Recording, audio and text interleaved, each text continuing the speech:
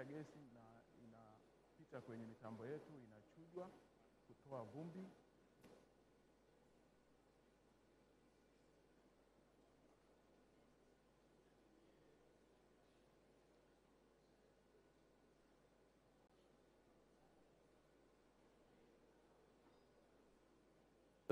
Yeah. Hello, tunajaribu. Microphone test, tunajaribu. Yes. Yeah.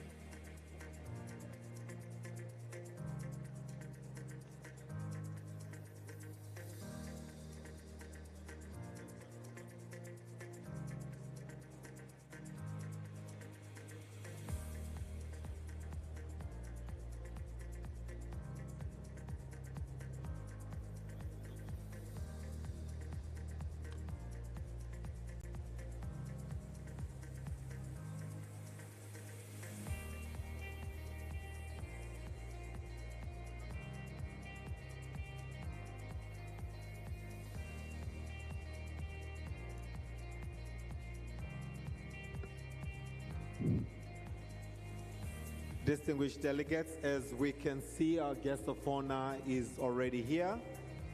At the moment, is going through the exhibition. That vehicle is using a gas. He will see a couple of booths and then he will be joining us here.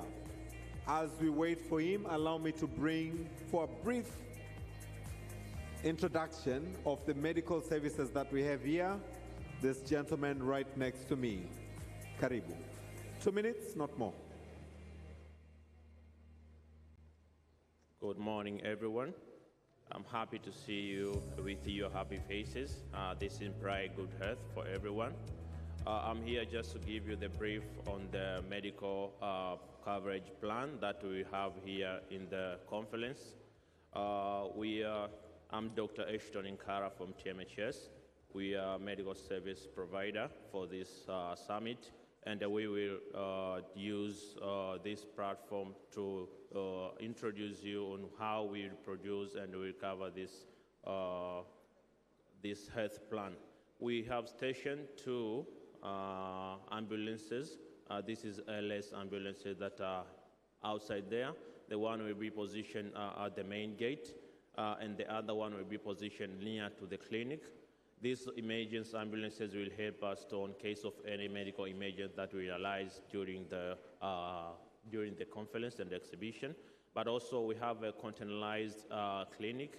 The containerized clinic have everything that related to the medical coverage. We have a specialized medical team that are in there that will save us in every aspect regarding to the medical consultation, routine medical consultation. We'll cover observation for any medical cases, but also we will provide stabilization for any patient that we will have from the summit. We are TMHS, we are specialized in a remote site operation, and we are specialized in emergency medical services. So for any medical emergency, please do not hesitate to contact me. I'll be just there, close to the flags. But also we can have time to go and visit the facilities out there, and we will provide you with the good health services. I welcome you all, and thank you for listening. Asante sana.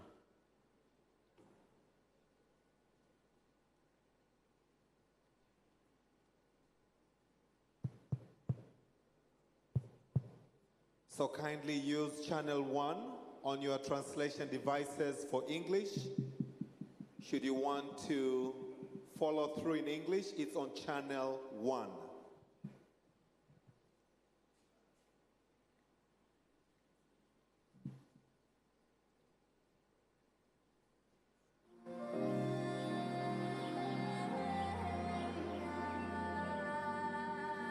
Tanzania is one of the most beautiful countries in the world, inhabited by friendly and warm-hearted people.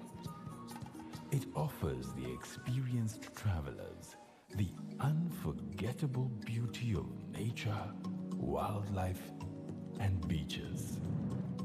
Away from the crowds, back to the essence, the spirit of Africa. Simple and inspiring. Tanzania unforgettable.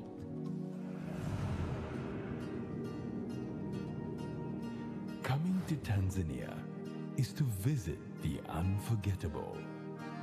From one attraction to the next, each scene is more gripping than the last. Unforgettable, breathtaking landscapes are the order of the day. A never-ending wonderland that truly indulges the senses.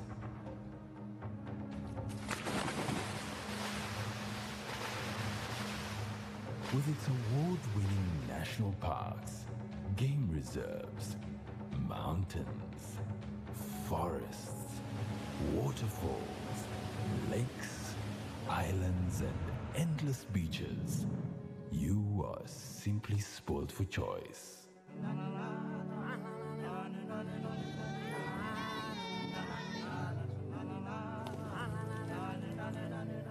Take in the country's long history, see the splendor of its cities, and indulge in its amazing food. Have an unforgettable experience in its world-class hotels and conference facilities. From the time you arrive to the time you depart, the unforgettable hospitality of Tanzania and its people will surely leave a mark in your heart.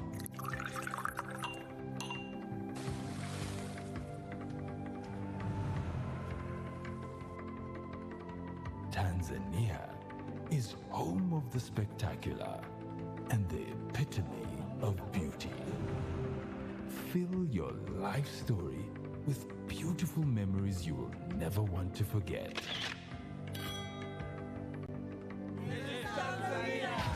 Visit Tanzania. Tanzania unforgettable. Ile hatma tuliyokuwa tukiitarajia kama Watanzania inaenda kukamilika. Kazi za utekelezaji wa mradi wa kimkakati wa Julius Nyerere zinafikia ukingoni, ambapo hadi kufikia mwishoni mwa mwezi Oktoba 2024, kazi za utekelezaji wa mradi huu zimefikia asilimia 99.35. Serikali kupitia TANESCO inaendelea kusimamia utekelezaji wa mradi huu usiku na mchana ili kuhakikisha mradi unakamilika na kuitimiza ndoto ya kuliangaza taifa kwa kuwa na umeme wa uhakika. Ujenzi wa tuta kuu la kuhifadhi maji ya bwawa la Julius Nyerere, yaani main dam, umekamilika kwa asilimia 100, ikiashiria kukamilika kwa moja ya maeneo muhimu ya mradi.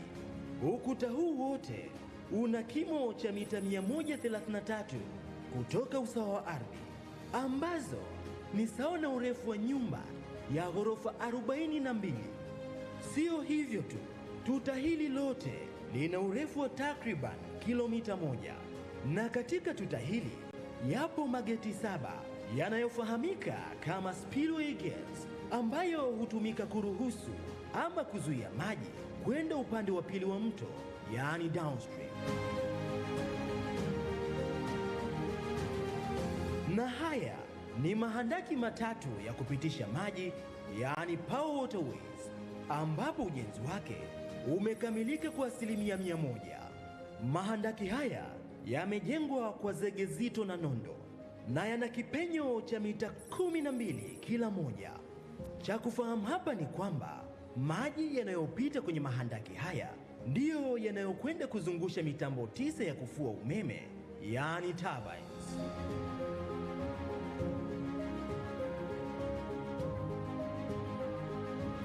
Na hili ndilo jengo la mitambo, yaani powerhouse. Hapa ndipo inaposimikwa mitambo 9 yenye uwezo wa kufua umeme wa megawati 2115, ambapo kila mmoja una uwezo wa kufua umeme wa megawati 235.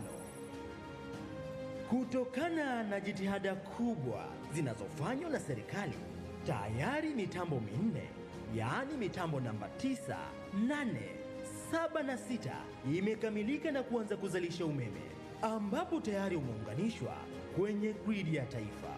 Hadi sasa tayari kuna jumla megawati 940 zilizounganishwa kwenye gridi ya taifa. Hii imepelekea kuimarika kwa upatikanaji wa umeme nchini na kuondoa kabisa tatizo la mgao. Mtambo namba 5 umekamilika na upo katika hatua za mwishoni za majaribio, huku mitambo mingine ikiwa katika hatua mbalimbali za usimikaji.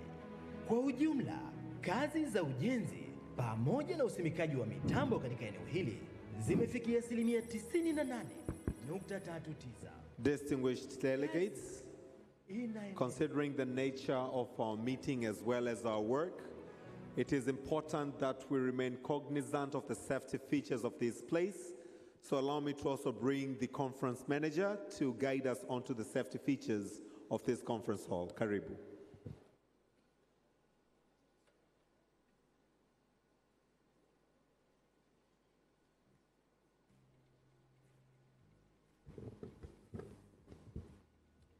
Good morning, ladies and gentlemen.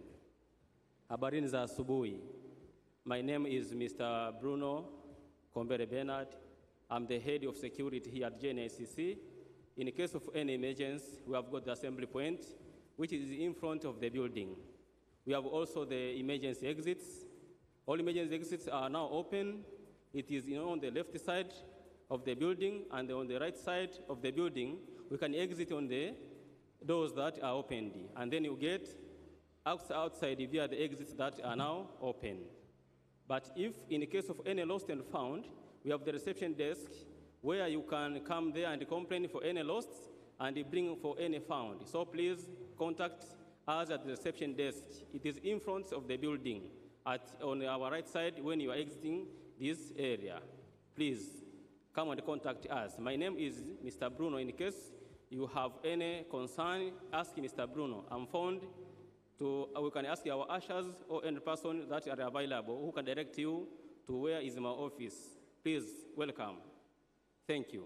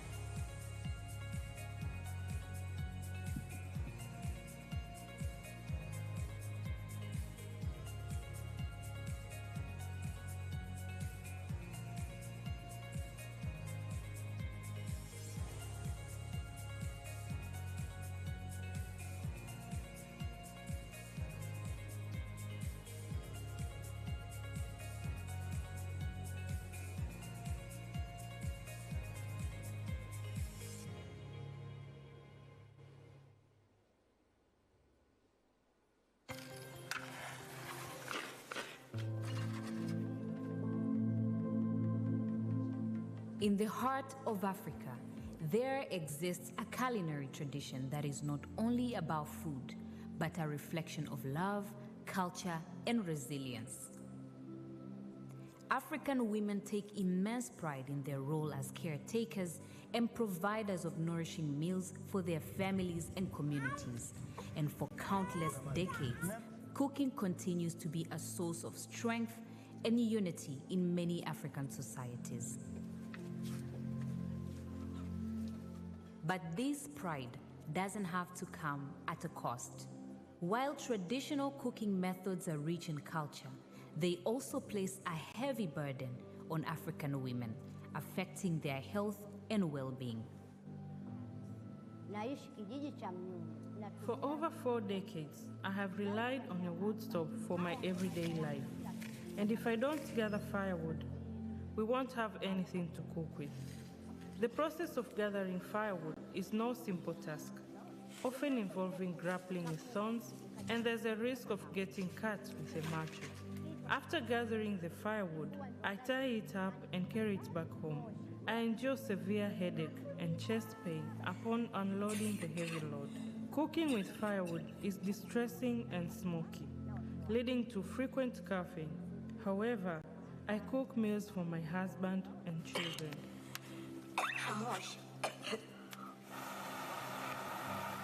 Women and young girls constitute the majority among the 900 million people in sub-Saharan Africa who lack access to clean cooking solutions.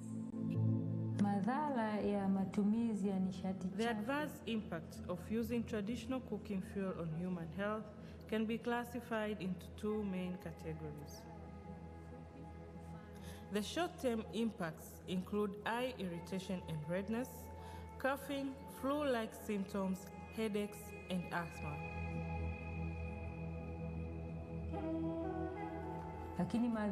In the long term, these detrimental effects extend to conditions such as pneumonia, interstitial lung diseases, chronic obstructive pulmonary diseases, and diseases like tuberculosis due to weakened respiratory defenses and exposure to smoke and toxins.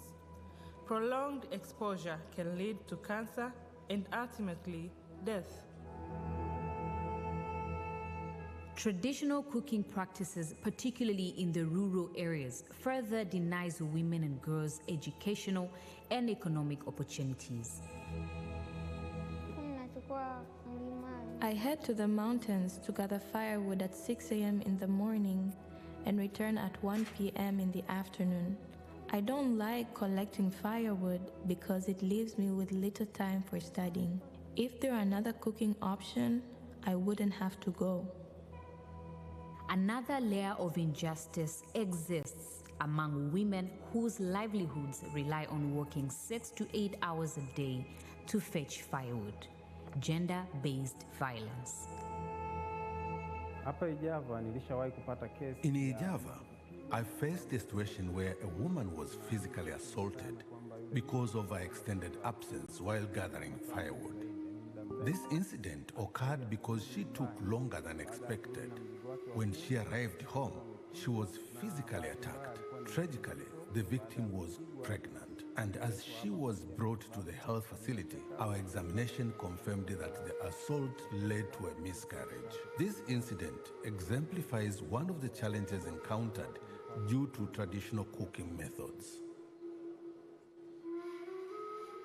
Besides the adverse health impacts and gender disparities it fosters, traditional cooking practices contribute significantly to the effects of climate change. Over the past decade, a loss of 3.9 million hectares of forest is recorded annually, causing a severe damage of carbon sinks and biodiversity. But change is on the horizon. Across the continent, governments, innovators, non-government organizations, and communities are coming together to transform the way Africans cook. These transformative efforts are expanding access to clean cooking infrastructure, with the Africa Biogas Partnership Programs of 2019 endeavor leading the charge, constructing 100,000 biogas plants in Tanzania, Ethiopia, Kenya, Uganda, and Burkina Faso, providing nearly 500,000.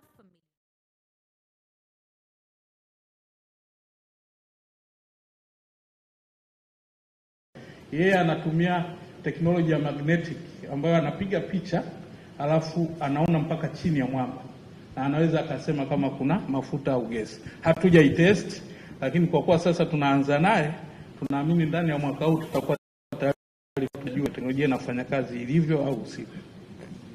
Asante sana. Labda la mwisho, kwa sababu ya gharama, hamwezi kufanya arrangement ikawa ni regional project badala ya kila nchi kung'ang'ana vyake? Mheshimiwa, nadhani moja ya nia ya tukio hili ni hilo. Tuna East Africa Petroleum Conference and Exhibition, pamoja na mambo mengine ni kutuunganisha hasa regulators wa nchi hizi. Kwa mfano sisi PAU na ZPRA Zanzibar tayari tuna MOU, na kati ya vitu ambavyo tunaenda kushirikiana ni pamoja na hilo. Lakini mheshimiwa, kitu pekee ambacho tunakiona, hawa wawekezaji wanakuja na interest na block iko kwenye specific country.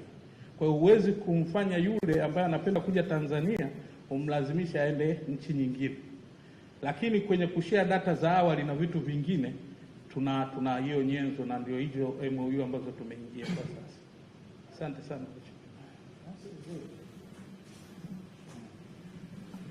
Nashukuru sana mheshimiwa. Karibuni sana. Tutaendelea kuwepo hapa kwa ajili ya data viewing. Kwa wale ambao wako interested, basi tunakaribisha hasa wa Tanzania kuja kuchukua course. Mtazamaji, ilikuwa ni siku maalum kwa taarifa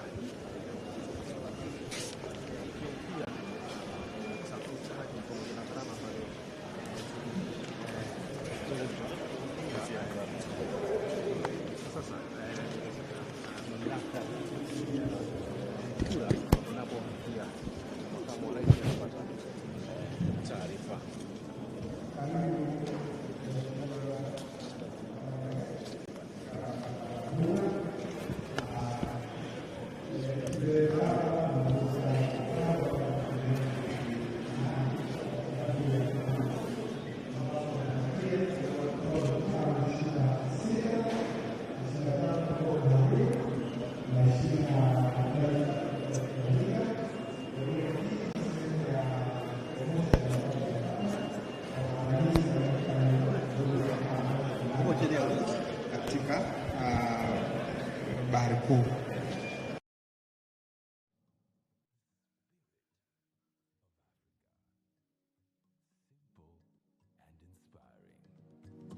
Tanzania unforgettable.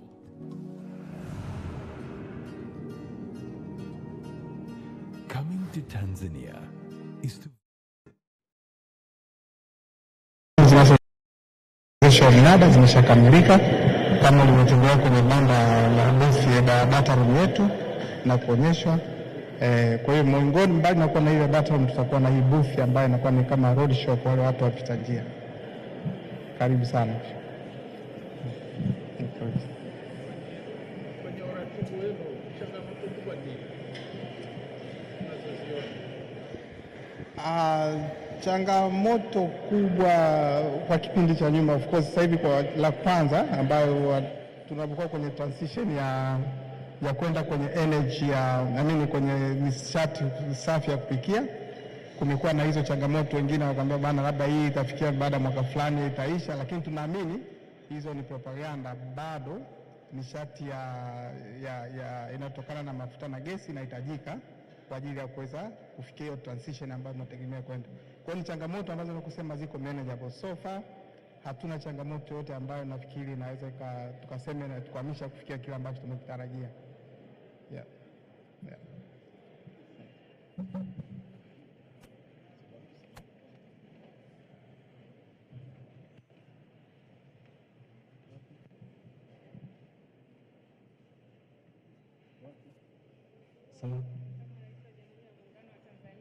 Karibu katika banda letu la Total Energies.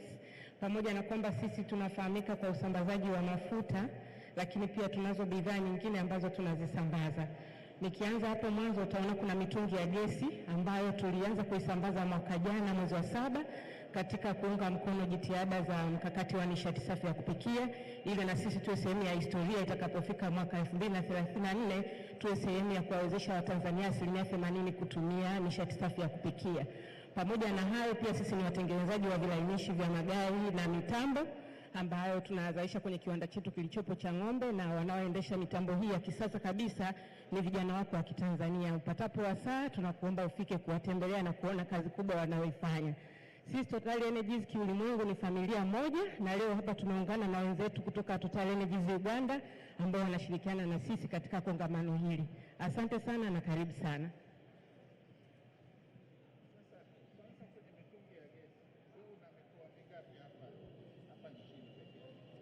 Tangu tumeanza sasa hivi tumeshafika katika mkoa wa Dar es Salaam, Pwani, Dodoma, na sasa hivi tunaelekea Kilimanjaro na Arusha. Kwa kweli wamepokea vizuri, lakini pia tumekuwa tunashirikiana katika kuwawezesha kwa kutoa mitungi bure, ambapo mwaka jana wakati tunazindua video ya Mheshimiwa Rais ya kupika tulitoa mitungi 1000, lakini pia katika maadhimisho ya wiki ya wanawake duniani tunatoa mitungi jumla ya 2500 yenye thamani ya milioni 150. You want to speak a little bit about it?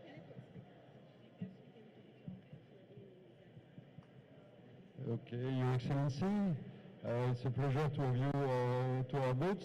So in Uganda we are developing a major project which has a component in Tanzania, of course, with the East African crude oil pipeline, but we are in charge of developing the upstream resources of the Lake Albert region together with our partner Sinuk and UNOC, and targeting first oil by mid-26. Thank you very much.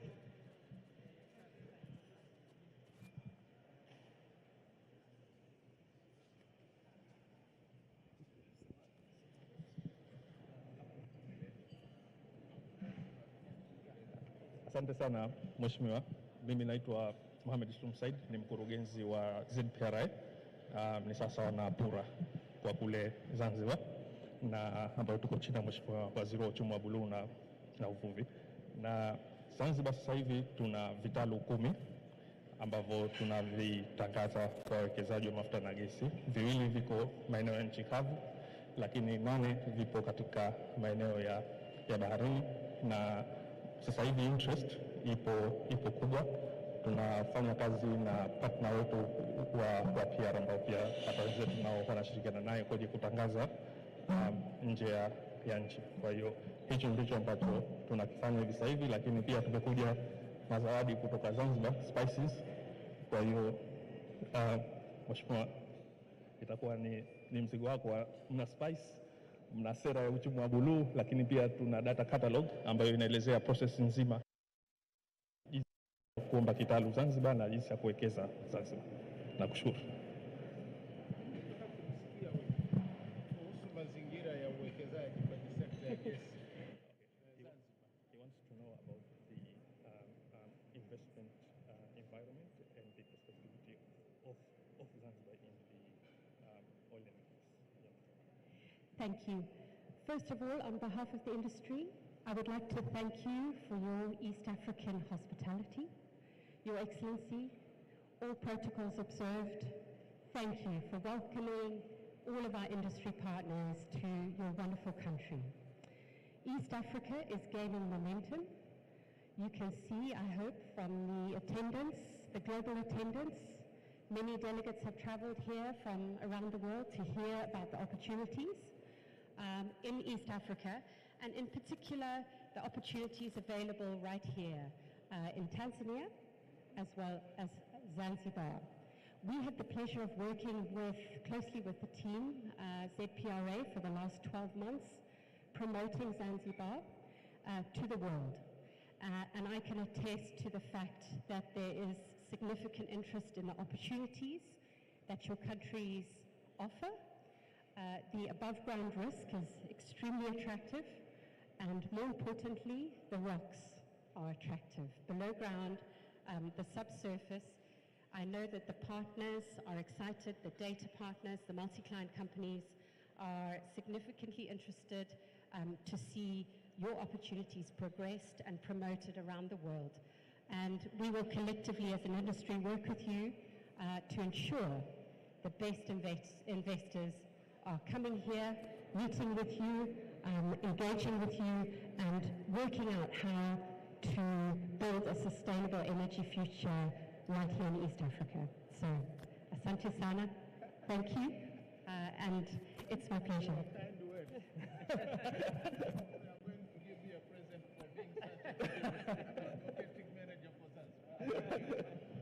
Asante Mheshimiwa.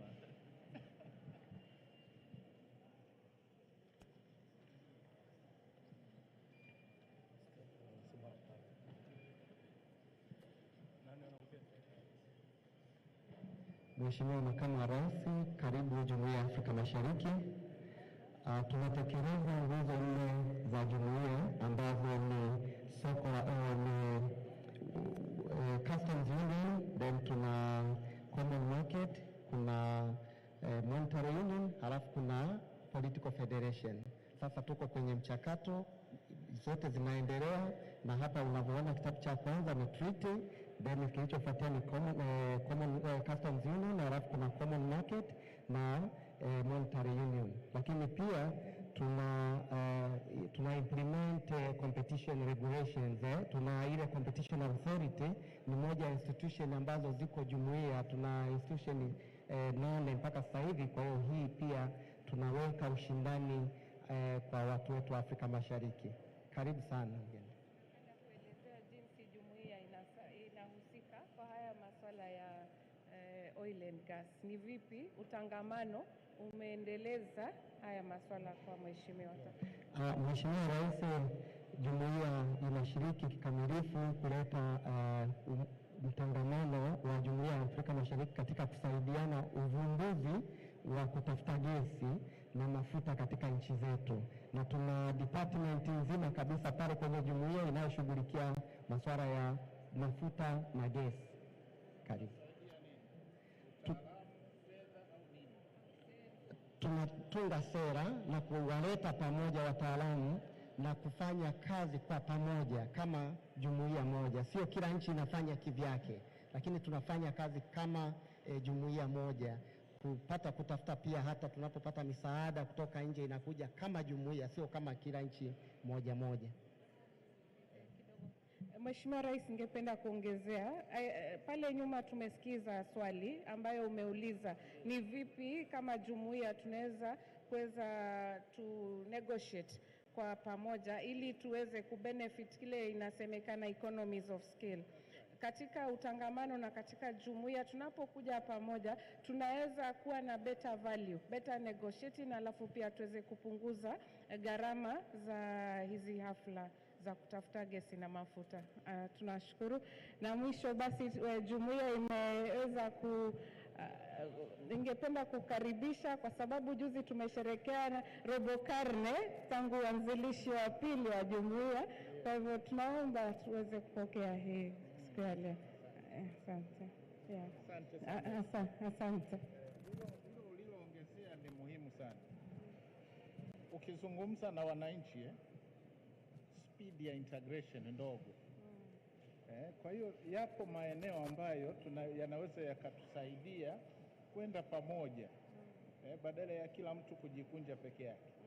Kwa hiyo ni jambo zuri sana kwamba kitengo hiki sasa kiweze kutusaidia kuweza kuvuna rasilimali za nchi zetu za jumuiya kwa pamoja, tuende mbele haraka zaidi. Asante mheshimiwa. Asante sana.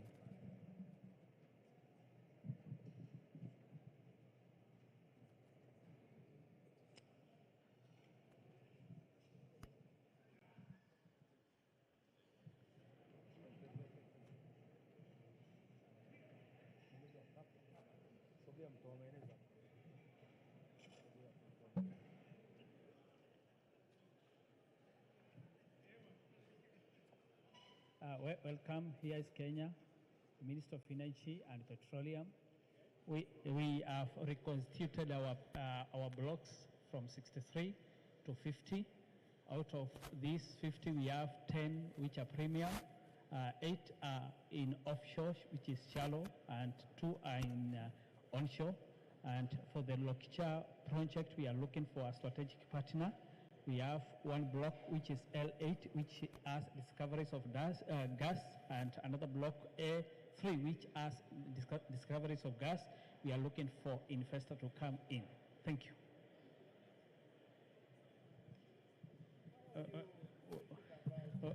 Welcome. All right. Yeah. Yes, yes. What are your arrangements in terms of insight in East Africa? Yes. To be your partners? Promotion is one of our strategic because we have data in place and we also building in. You don't have a special package for us in East Africa? Special package we can negotiate because there is a room for negotiation. You know, Your Excellency, we always give our East African brothers and sisters the first priority whenever investment opportunities are at play. What we are doing, which is of utmost importance, is to create an enabling environment so that when investors come in, they are able to put in their money without worrying too much where they will recoup the investment or not. And that is basically the priority we have as a country. And we are really calling upon investors, especially those within East African community, to come in and invest in this very important resource in the country. Thank you.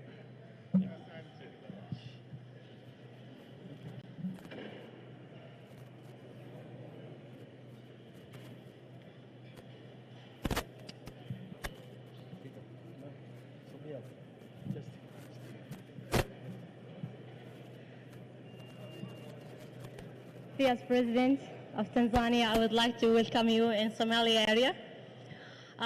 First of all, I would like to thank you for having us here in this conference. And here we are a team from the ministry. We have the Ministry of Somalia, Tahir Shere, and also the team of our ministry.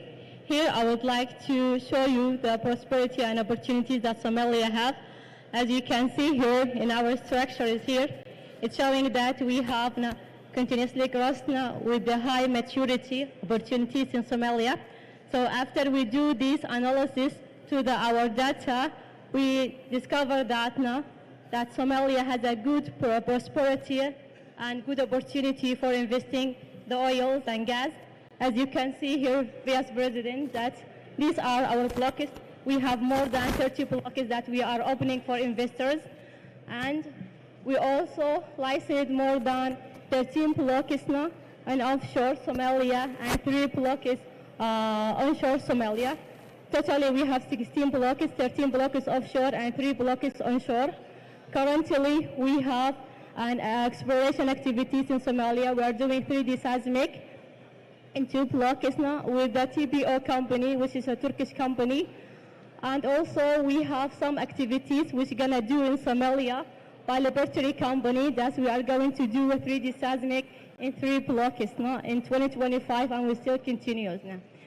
So these are our investors that sharing us with, that sign with us production share agreements. We have Coastline, we have Somerville, and also we have the other partners now for our data analysis and storage now. Here I would like to say, Vice President, that the prosperity in Somalia is very high, and we are looking to have more investors to invest in Somalia and explore the oil in the area. Many thanks.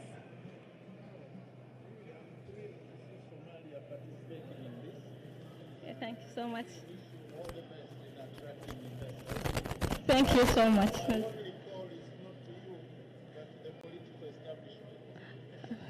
We are so happy. Yeah, we are so happy to hear. Many thanks, Vice President.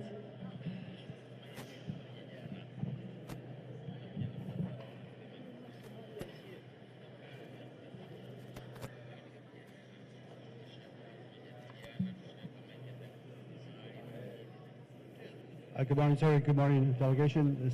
On behalf of AGS, welcome to our booth. I'd like to introduce myself. My name is Colin. I'm the Business Development Manager for AGS Limited. Here, we've been registered here since 2011, and we're currently started projects in upstream seismic exploration from 2D technology through to 3D for Africanpetroleum, and now we're currently working on another 2D in the Wasi Wamberi block. Part of our exploration is we design the surveys and we acquire the data and we process both in-house and in-field to improve the turnaround and basically identify subsurface image of the Earth. We're looking forward to new technology, the STRIDE technology, which replaces conventional geophones, a lot less manpower, a lot more cost efficient for the clients and the government, and we welcome the future opportunities here in the geothermal, the geotechnical and the geophysical market. Thank you.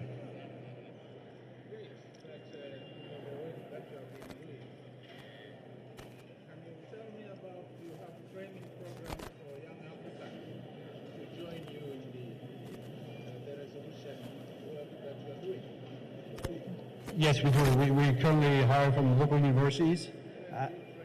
We train them on the field, in-field training. We normally whether final year graduates, and then they join our field operations. So they understand how we acquire, survey the business, how we process the data, everything. Actually in-field training for a period of 6 weeks, 8 weeks, and the opportunity then to travel overseas to other company, whether it be processing in-house or other operations, different terrain, different technology. So yes. Thank you. Thank you. Thank you.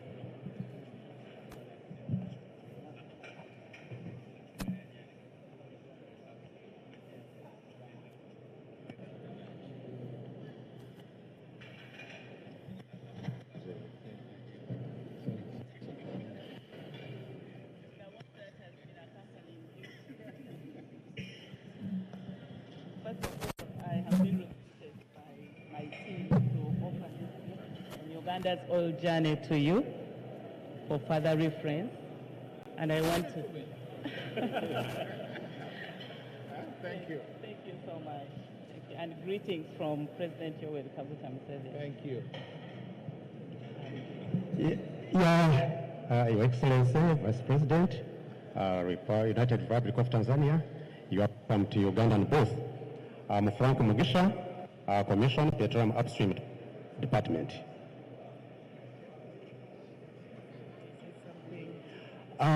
Quickly, Uganda has quite a lot of opportunities. We've gone ahead to prepare to develop and produce the already confirmed discoveries in Uganda. I'll take you through some of the areas we are planning to explore to add on what we already have. This map here, the yellow part shows those areas which we are planning to announce in 2026.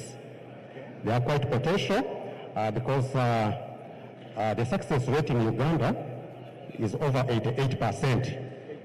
88%. This is not common in the world globally. It is only seen in Uganda. And we hope that whoever in future takes up these areas will have 88% of making a discovery. Yeah, all these areas you see, these are discovery areas. This is Telenga, this is Kingfisher, but you are going to have a detailed presentation on that. But for me here, I was just to tell you the areas we are going to license in the future. I also want to tell you the areas we are opening up other than Albertine Graben. This is Albertine Graben. This is Albertine Graben. So when you come right here, yes, there is a map here. Sorry. Oh, it is hidden. Yeah. This is Albertine Graben. We have other potential basins. That is the Kadama-Moroto Basin. We have Lake Choga Basin, Hoima Basin. These basins are still frontier. They are still new. We are opening up for future licensing. Just to tell you that in Albertine Graben we've covered only 20%. The production you hear is going to come from 20%. So you have 80% of Albertine, you have 100% Morotoka Dam, you have 100% Lake Choga Basin, you have 100% Hoima Basin. So in other words, the potential for Uganda is quite massive. We might be talking of might equate to Saudi Arabia in the future. So, Your Excellency, that is a snapshot of what we have. Your Excellency, and finally, UNOC, my name is Proscovia Nabanja. I'm the Chief Executive for the Uganda National Oil Company. Picking up from where my colleague has ended, as a national oil company, our mandate is to manage the commercial interests of the state in the oil and gas sector.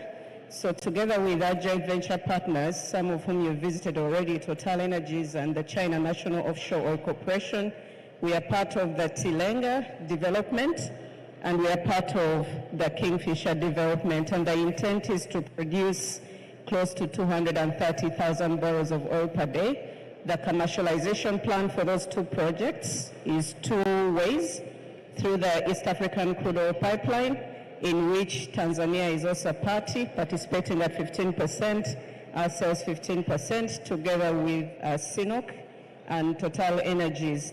The second commercialization option is through the refinery, which is intended to process about 60,000 barrels of oil per day capacity to serve the local markets, plus also the forward markets. That is close to a $4 billion project in which Uganda is participating at 40%. While in the ECOP, which Tanzania is part of, it's close to $5 billion project, which the two states are participating in.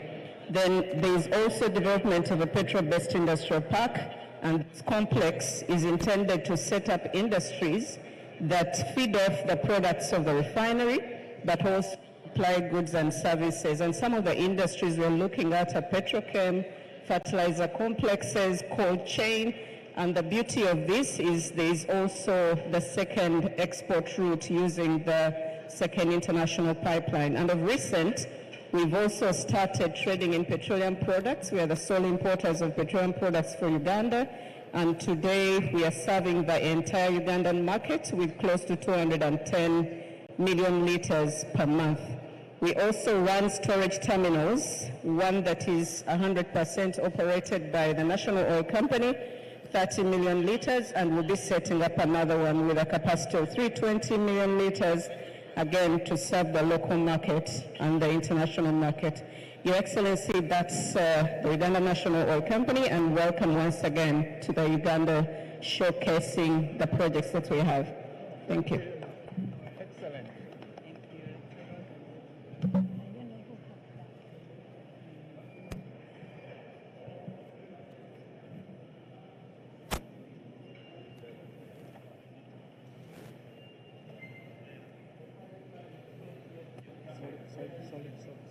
Very close. Vice President, His Excellency, DPM, and the Minister of Foreign Affairs, ladies and gentlemen, all protocol observed, you are very welcome. So we are a link between two countries, between, yes, Uganda, you just visited, and Tanzania. You know that ECOP, it's a $5 billion plus project. We are progressing very well. We are at 55%. So pipeline is coming very close to Tonga, but Tonga, you can see on some images, is already with 4 tanks of 500,000 barrels erected, and the jetty is being built. You are, of course, very welcome to come and visit us at any time. Pipeline is very close. We have a section at EAPCE'25 close to Tonga that has done more than 60 kilometers, which is our best site for welding. So yes, project at 55%, and we hope in 2026, next year, that the oil will flow from Uganda, Albertine Basin down to Tonga. That's the objective. And the team between both countries is with me today to welcome you. Very good conference. Thank you.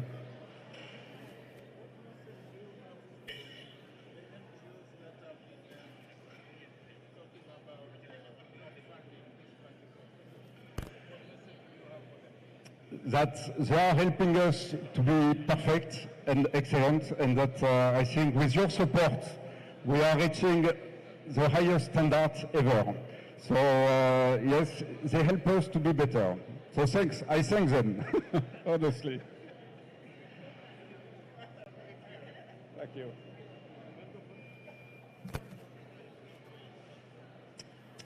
Yes. Hello.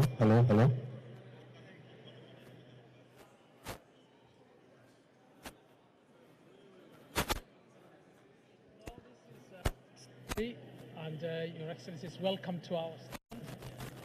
This is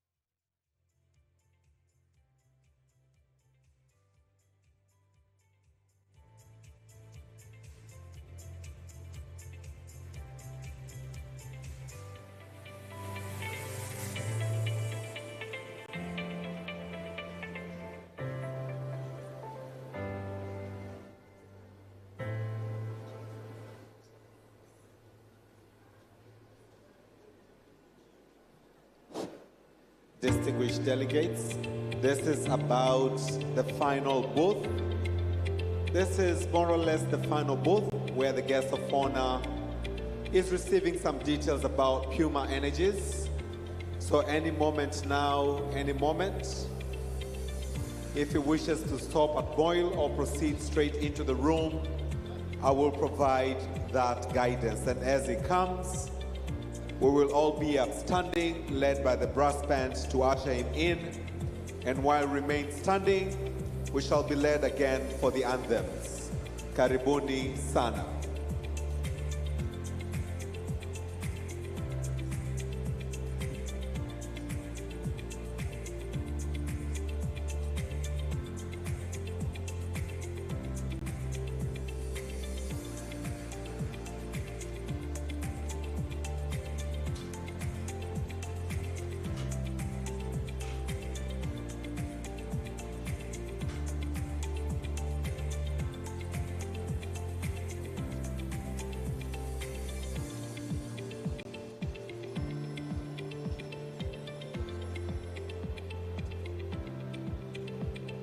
May I kindly request all of us, if we have our mobile phones, let's have them on silence mode or on vibration mode.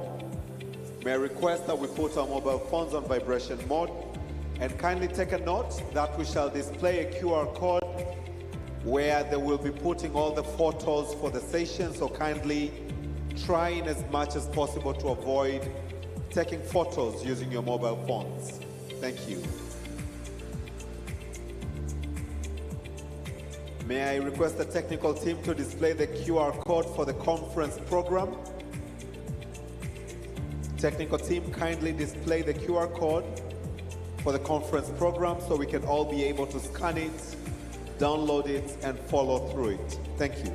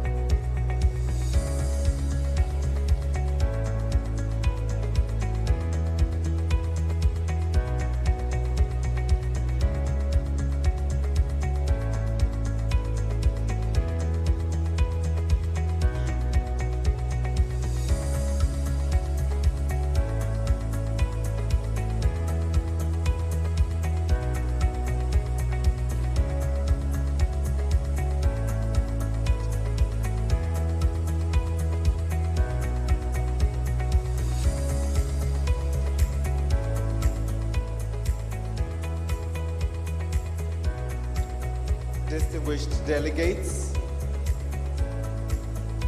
the QR code on the display is of the program. You can scan the program to view the QR code. We have now honorable ministers arriving, and shortly the guest of honor will also be joining us. And as I did say earlier, when he comes in, I will request all of us to be upstanding, led by the brass band to usher him in.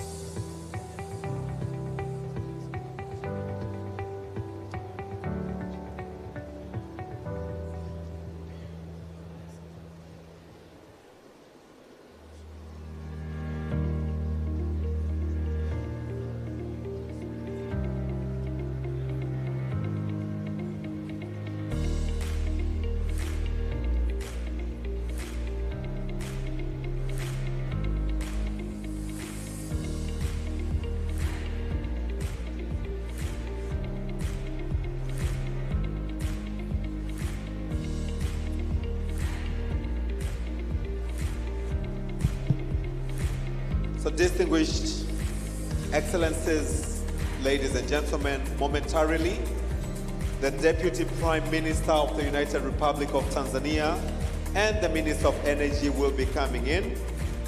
As he comes, I will also request you to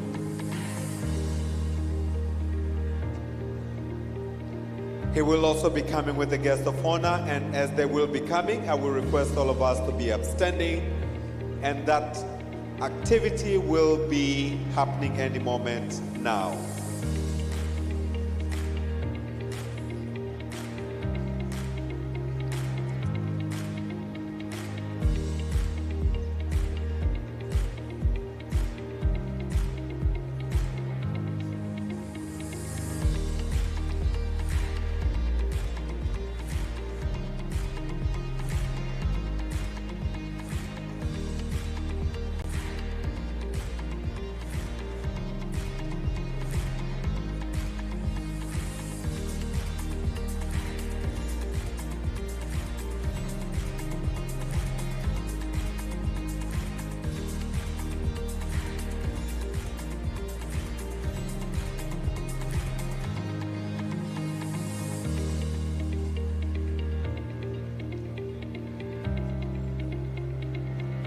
May I request all of us now to please rise as the guest of honor is coming into the room. Can we all rise?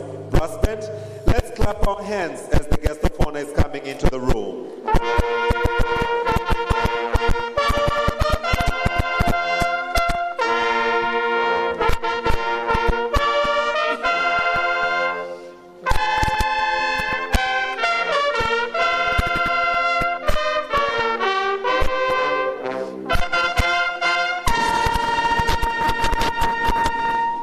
Your Excellency, may I request you to kindly remain standing as we are led by the brass band for the Tanzania's national anthem and that of the East African community.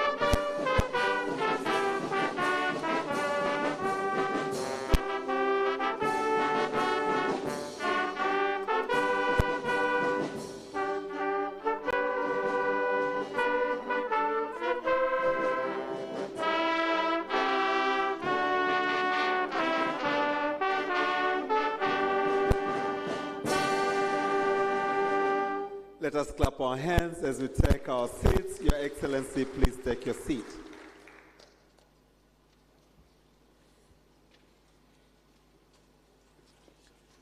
Your Excellency, we have our religious leaders, Prophet Samuel Samson Rolinga of Omega Ministries Church of All Nations, and Sheikh Ahmed Kadauma Bakwata, Dar es Salaam region, and the chairman of Irshad Foundation.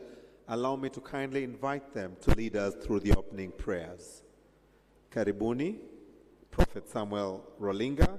Nikuombe pia share usoge mbele. Karibu.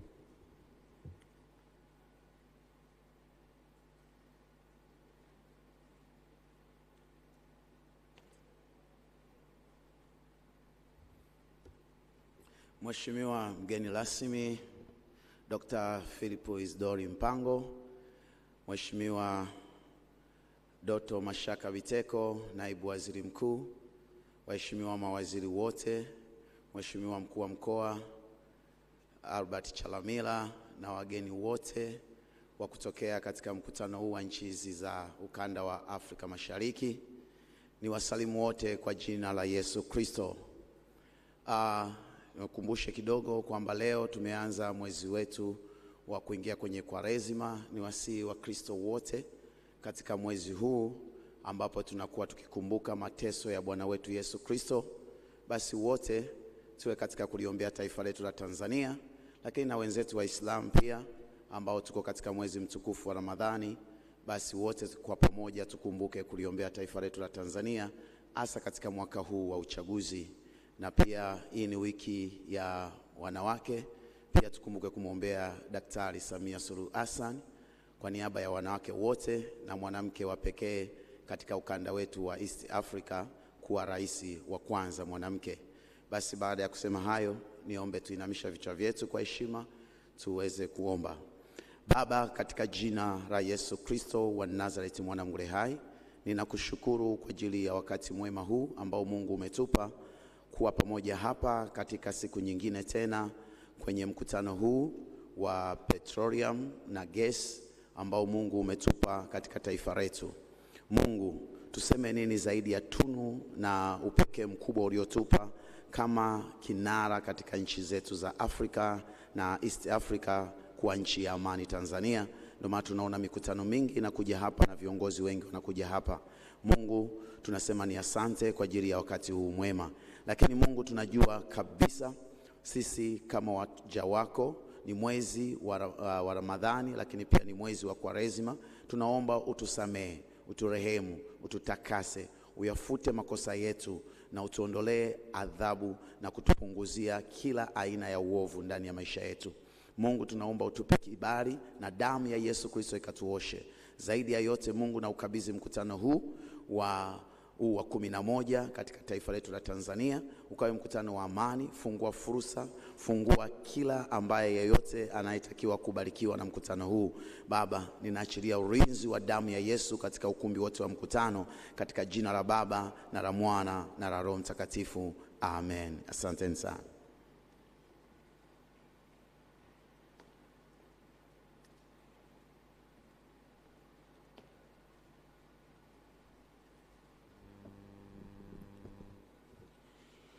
بسم الله الرحمن الرحيم. الحمد لله حمدا كثيرا طيبا مباركا فيه، والصلاة والسلام على النبي الأمين سيدنا محمد أبا القاسم صلوات ربي وسلام إلى يوم الدين وبعد. Ndugu zangu, hakika kila mmoja katika moyo wake na nafsi wake, hususani sisi ambao tuliofunga mwezi mtukufu wa Ramadhani, dua ya mfungaji huwa inakubalika moja kwa moja. Tumuombe Mwenyezi Mungu aijalie nchi yetu amani, aijalie kheri na baraka zake na utukufu wake. Alhamdulillahi Rabbil Alamin, wassalatu wassalamu ala Rasulillah Muhammad sallallahu alayhi wasallam. Allahumma ya Maulana ya Qadir, Allahumma ya Maulana ya Qadir, Allahumma ya Maulana ya Qadir. Mola wetu uliyekuwa mtukufu, kwa baraka zako na utukufu wako, ijalie nchi yetu ya Tanzania izidi kuwa na utukufu. Ijalie kila kheri, ijalie kila baraka na utukufu wako Ilahi, kwa baraka ya mwezi mtukufu, mwezi wa Ramadhani. Ilahi, jalia kiongozi ambaye leo ndiyo mgeni rasmi, si mwingine isipokuwa ni makamu wa rais. Mwenyezi Mungu mjalie kila la kheri, mpe taufiki, mhifadhi na umkinge kwa baraka zako na utukufu wako. Ilahi, waziri wa nishati Dr. Biteko, Allah zidi kumhifadhi, zidi kumuinua kwa baraka zako na utukufu wako. Ilahi, rais wetu wa Jamhuri ya Muungano wa Tanzania Dr. Samia Suluhu Hassan, Ilahi mhifadhi, mpe hikma, mpe busara ili tuweze kunufaika na yale ambayo yalikuwa kheri.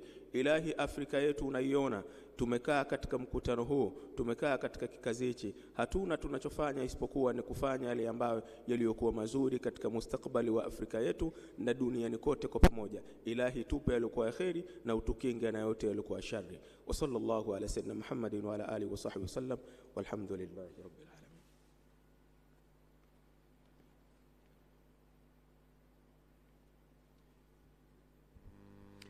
A very special thanks to our religious leaders. Your Excellency, Dr. Philip Isdori Mpango, the Vice President of the United Republic of Tanzania, who is our guest of honor this morning. We are so much honored and delighted to have you with us. Everyone, can we please put our hands together for the guest of honor this morning for this great honor. Your Excellency, allow me to recognize the presence of Her Excellency Veronica Nduva, the Secretary General of the East African Community. May I kindly request you to rise so we can recognize your presence, and let's put our hands together for her. Thank you very much.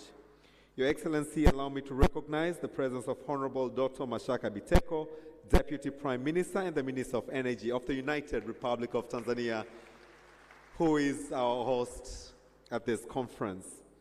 Your Excellency, allow me to recognize the presence of Honorable Opiyo Wandayi, Minister of Energy and Petroleum, Republic of Kenya. Your Excellency, allow me to recognize the presence of Honorable Ruth Nankabirwa Sentamu, Minister of Energy from the Republic of Uganda.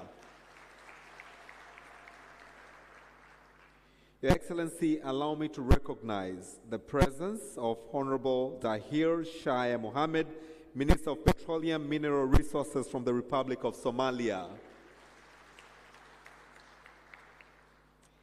In a very special way, Your Excellency, allow me to also recognize the presence of Honorable Thabit Mahmoud Kombo, Minister of Foreign Affairs and East Africa Cooperation. Your Excellency, allow me to recognize the presence of Honorable Shabani Ali Athman, Minister of Blue Economy and Fisheries from the Revolutionary Government of Zanzibar. On the high table, Your Excellency, allow me to recognize the presence of Honorable Judith Kapinga, Deputy Minister of Energy of the United Republic of Tanzania. Your Excellency, allow me to recognize the presence of Honorable Albert Chalamila, the Dar es Salaam Regional Commissioner. Please, if you may rise, we recognize your presence. Asante sana. May I also recognize the presence of all Excellencies ambassadors present. Your Excellency, in a very special way, allow me to recognize that Rwanda's ambassador to Tanzania is also representing the Minister of Energy from the Republic of Rwanda.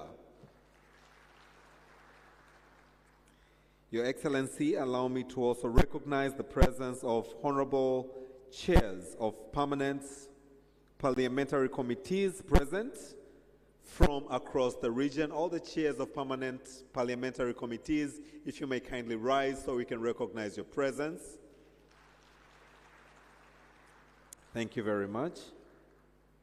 Your Excellency, allow me to recognize in a very special way the presence of Honorable Andrea Arik Aguer Maluet, Deputy Secretary General, responsible for infrastructure, productive, social and political sectors of the East Africa community. Let's give him a round of applause. Thank you very much. Your Excellency, allow me to recognize the presence of Engineer Felchesn Mramba, the Permanent Secretary, Ministry of Energy of the United Republic of Tanzania. At this juncture, may I also request all the permanent secretaries present to please rise so we can recognize your presence. Let's give them a big round of applause. Asante, asante sana. May I recognize the presence of all district commissioners present. Your Excellency, please also allow me to recognize the presence of Dr. James Mataragio, Deputy Permanent Secretary, Ministry of Energy. But in a very special way, I also would like to recognize him as the chairman for the EAPCE'25 Regional Steering Committee. So at this juncture, may I also request the members of the steering committee to please rise so we can recognize your presence.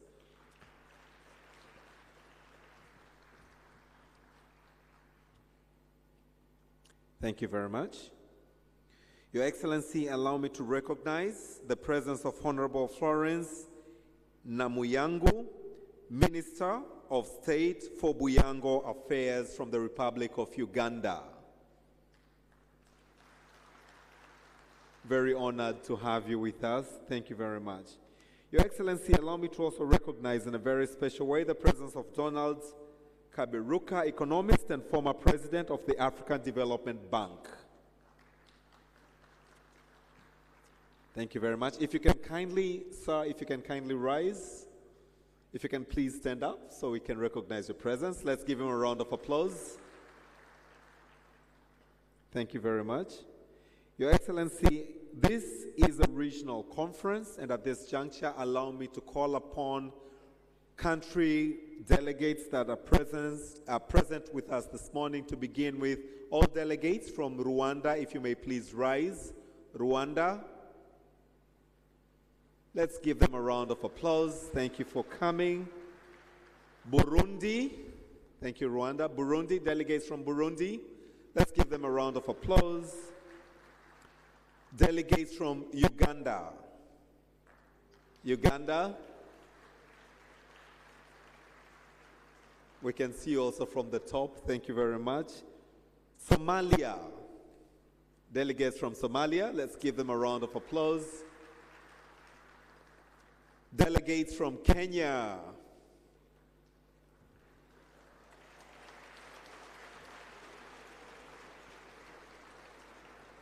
Your Excellency, almost half the room is Kenya.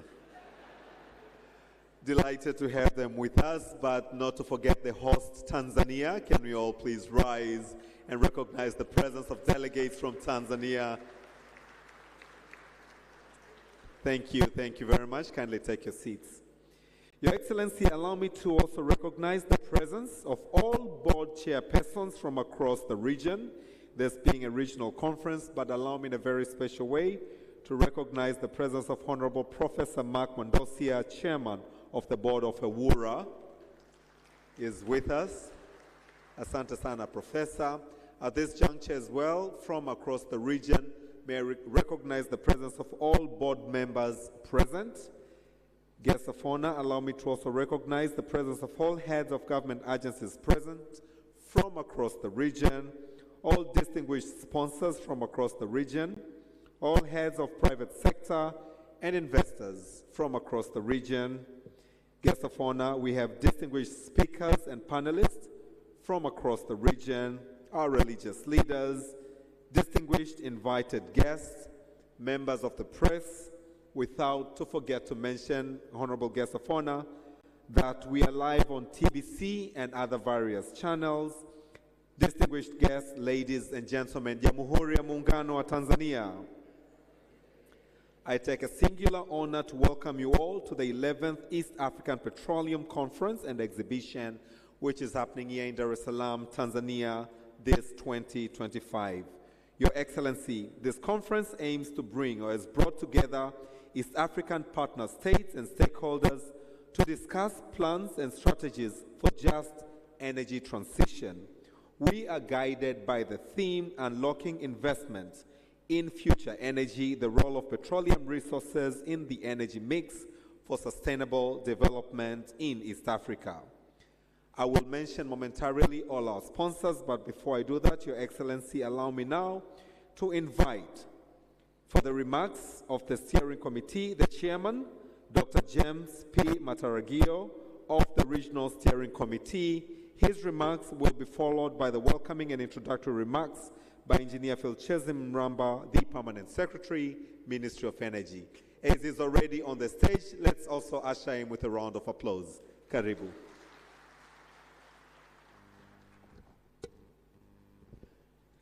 Your Excellency, Dr. Philip Isdoli Mpango, Vice President of the United Republic of Tanzania, Honorable Dr. Doto Mashaka Biteko, Deputy Prime Minister and the Minister for Energy, the United Republic of Tanzania, Honorable Ministers from East Africa Community, partner states, from other countries, Her Excellency Veronica Nduva, Secretary General of the East African Community, honorable members of the Parliament of the United Republic of Tanzania, Honorable Albert Chalamila, Dar es Salaam Regional Commissioner, and other regional commissioners present, Engineer Felichesemi Mramba, Permanent Secretary, Minister of Energy, and the host of this event, and all other secretaries present, Excellencies, Ambassadors, High Commissioners, and the members of the Diplomatic Corps present, Head of institutions, Executive Directors, and the CEOs of the local and the foreign institutions, authorities, companies, and associations, government officials, energy companies, representatives, business leaders, EAPCE'25 sponsors and organizers, media team, distinguished guests, ladies and gentlemen. Your Excellency, with immense pride, we celebrate 2 decades since the East African partner states established the East African Petroleum Conference and Exhibition with the primary objective of promoting exploration, development, and the production of oil and gas in the region. First held in Mombasa, Kenya, in 2003, since then, the conference has been biannually on rotation basis among partner states. Initially, when it started, the conference attracted fewer participants simply because it commenced at a time when none of the founding member states had started production of hydrocarbons. Your Excellency, with increasing hydrocarbon prospects in the region, the commercialization of natural gas in Tanzania in 2004, and the commercial oil discovery in Uganda in 2006, EAPC started to gain traction and attracted more participants.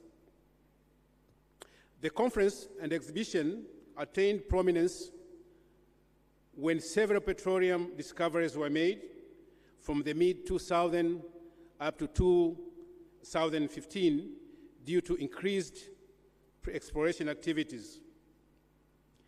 As a result, the EPC became a vital platform for member states to deliberate and draw actionable strategies to sustainably develop the discovered resources and enhance the exploration of petroleum in the region. Your Excellency, with time, EAC has expanded to 8 partner states, and this has made the EAPC to grow even bigger and stronger.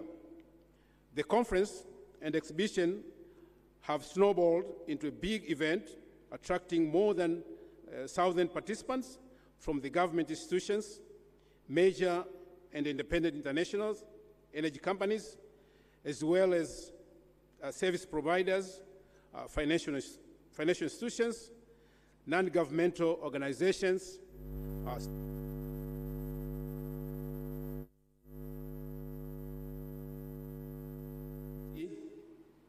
The decision on when and where the conference will be held is usually made by the East African Community, EEC, sector, energy, petroleum, and the mining, after which the regional steering committee was established to kickstart and coordinating for the conference.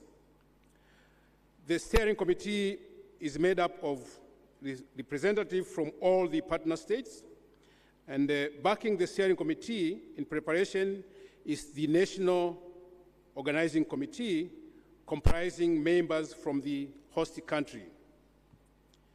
Your Excellency, currently the EAPC event is more than a forum for dialogue, as it offers several other memorable experiences. For instance, The pre- and the post-conference excursions in various areas offers participants a unique opportunity not only to learn about geology, but also to explore tourist attractions.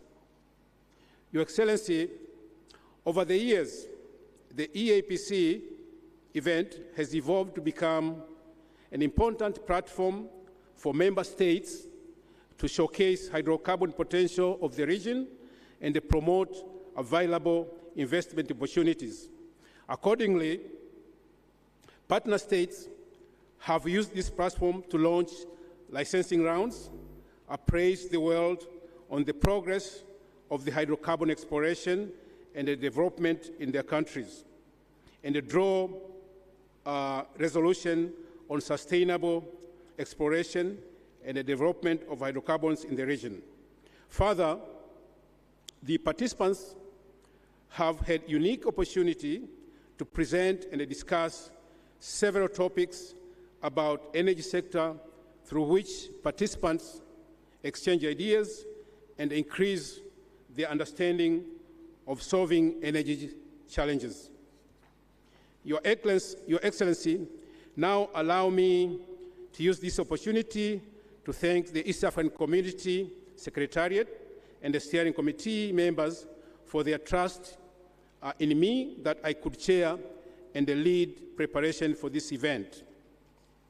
Your Excellency, exceptionally, I sincerely thank the government of the United Republic of Tanzania under the visionary leadership of Her Excellency Dr. Samia Suluhu Hassan for being there for us at all the times.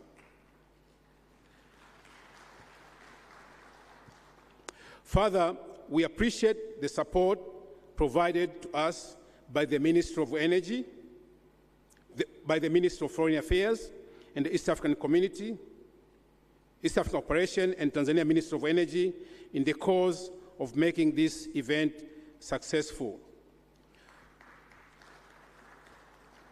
At this point, please allow me to specifically and categorically thank the following.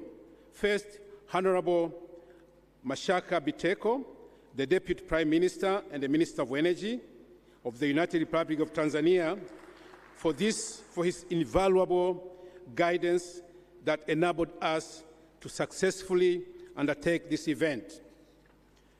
Also, Honorable Judith Salvio Kapinga, the Deputy Minister of Energy, for being there for us and providing much needed support. Engineer Felsim Josen Mramba, the Permanent Secretary, for being there at the forefront of this. The National Organizing Committee team, under the chairpersonship of Engineer Joyce Kisamo from the Ministry of Energy, that we could not do this without you, Joyce. Thank you so much. Our sponsors, we shall forever treasure and the support you rendered to facilitate the conference. Your names have been written with gold ink in our book, in our good books. And lastly, but not for importance, is the media. Thank you for the promotion of this event and informing the stakeholders and the general public about it. We are very grateful for your support. Your Excellency, with that said, I thank you very much and I wish you an enjoyable conference. Thank you so much.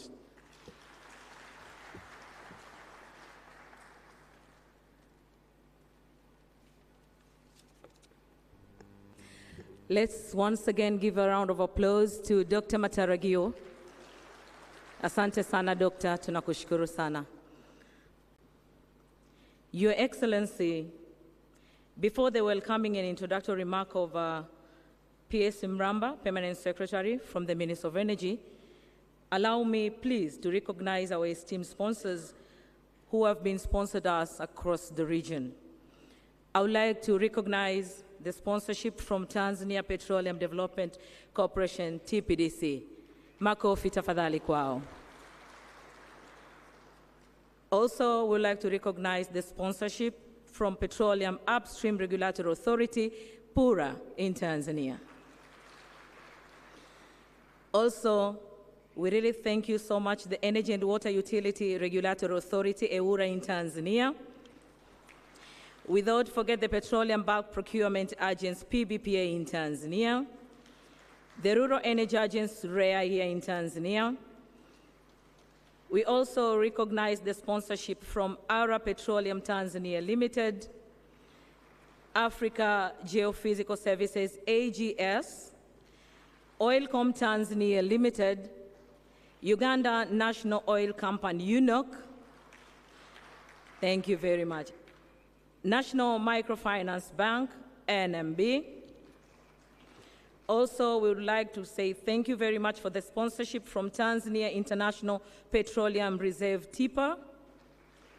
Without forget Moil Energies, Total Energies, Shell Exploration and Production Tanzania, Equinor Tanzania, the Tanzania Electric Supply Company here in Tanzania, TANESCO, Puma Energy, Maureen Prom Exploration Production Tanzania Limited. We also very much thankful to Gulf Interstate, East Africa Crude Oil Pipeline, EACOP. We also recognize the support from CRDB Bank, CNOC Uganda Limited. Without forget the Kenya Pipeline Company, KPC. We also recognize the support from the National Oil Corporation of Kenya, NOC. We also thank you very much the sponsorship from Stanbic Bank Tanzania, KS Energy, Petroleum Authority of Uganda, Tanzania Oil Company Tan Oil, Petroleum Authority of Uganda, PAU. Without forget the sponsorship from Tazama, Gas Supply Company, it's called Gasco, Solution Tag, Vivo Energy, Tindwa Medical Health Services, TMHS. Kwa kweli tunawashukuru sana Mheshimiwa mgeni rasmi kwa sapoti yao ya kufanikisha mkutano huo. Your Excellency, allow me now to invite Permanent Secretary, Minister of Energy from Tanzania, Engineer Feltius Mimramba, for his welcome and introductory remark, to be followed by key address from Dr. Kaberuka. Karibu sana, Katibu Mkuu.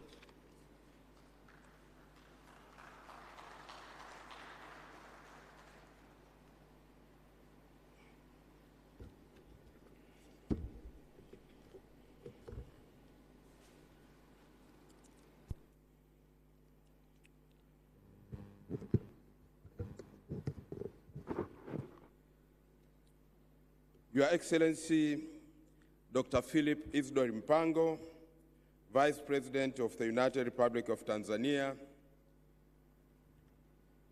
Honorable Dr. Doto Mashaka Biteko, thank you. Deputy Prime Minister and Minister for Energy of the United Republic of Tanzania, Honorable Ministers representing various East African countries, delegates, ladies and gentlemen, good morning. Your Excellency, it is my privilege and honor to stand before you this morning as we gather for the opening of the 11th East African Petroleum Conference and Exhibition 2025. On behalf of the Minister of Energy, I extend a warm welcome to all our distinguished guests who came from different countries to participate with us in this conference. I trust that you have had an enjoyable stay in Dar es Salaam, and we hope that as we'll keep on staying in Dar es Salaam, you'll be safe and enjoy your stay. Your Excellency, This important event is a cornerstone in promoting the exploration, development, production, and sustainable utilization of oil and gas resources in East Africa. As we navigate the evolving global energy landscape, Tanzania remains steadfast in its commitment to leverage natural gas as transitional fuel, supporting industrialization, transportation through compressed natural gas, and ensuring access to clean cooking energy for our people and for the industries. In line with our national energy strategies, we are accelerating efforts to transit from traditional biomass cooking methods to modern and clean alternatives such as natural gas, liquefied petroleum gas, and electricity. This transition is crucial for enhancing public mitigating environment in order to address the issue of environmental degradation and fostering energy efficiency across our communities. Your Excellency, the East African Petroleum Conference and Exhibition is not just a regional gathering, but an international forum for collaboration, knowledge exchange, and innovation. It provides a unique opportunity for stakeholders to engage in meaningful dialogue, adopt cutting-edge technologies, and address sectoral challenges while working towards a diversified and sustainable energy future.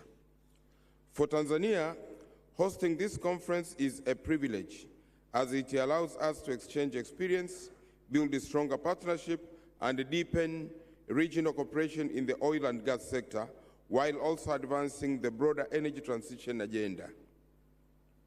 Moreover, it provides a platform to highlight the critical role of energy transition in achieving sustainable development goals. And of particular interest is promotion of clean cooking energy solutions that improve livelihoods and protect our environment. Your Excellency, throughout this conference, a series of sessions and exhibitions have been carefully curated to provide comprehensive insights into the petroleum potentials of our region, as well as the transformative role of energy transition and clean cooking energy in shaping a sustainable future. The conference program will guide our proceedings, and our dedicated Secretariat stands ready to assist with any inquiries.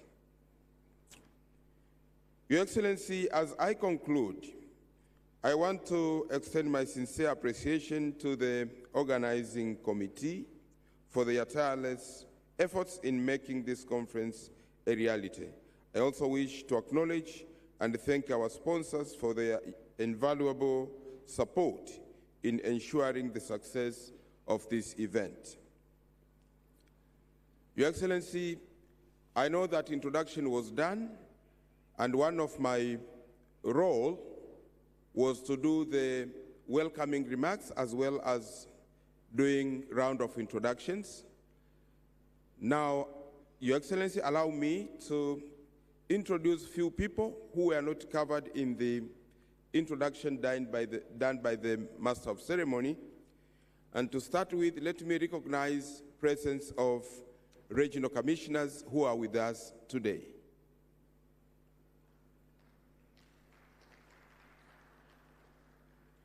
Again, let me acknowledge presence of guests from countries outside the East African community.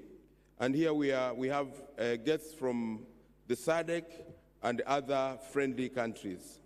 Please, can I invite you to stand and wave to the guests of honor.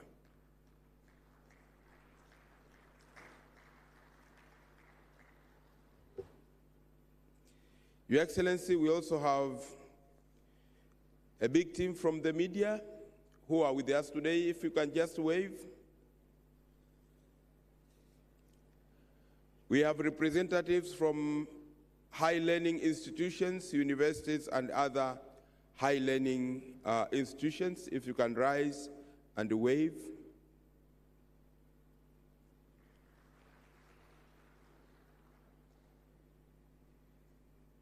With that brief acknowledgement of few people who were not introduced earlier, let me, Your Excellency, thank you so much.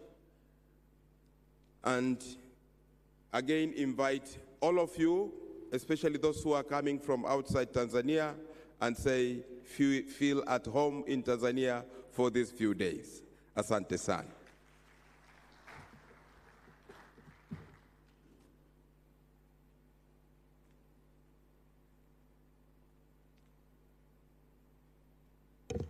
Let's extend another warm round of applause to Felcheze Mramba, the Permanent Secretary in the Ministry of Energy, and of course, the host. Your Excellency, as we are looking on to unlocking investment in the future energy, the role of petroleum resources in the energy mix for sustainable development in East Africa, allow me without further ado to invite Dr. Donald Kaberuka, economist and former president of the African Development Bank, for his keynote address, to be followed by a very brief entertainment by Kibati, so at least our guests can have a feel of Tanzania, Zanzibar. This entertainment will also be followed by the opening remarks now, to begin with those of the EAC Secretary General. But for now, Dr. Donald Kaberuka, please, karibu as he comes. Let's welcome him with a round of applause.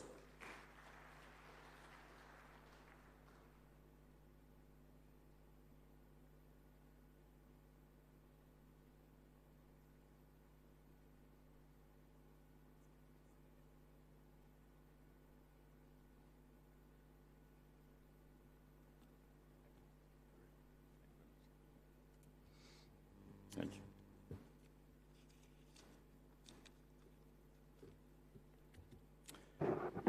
Good morning.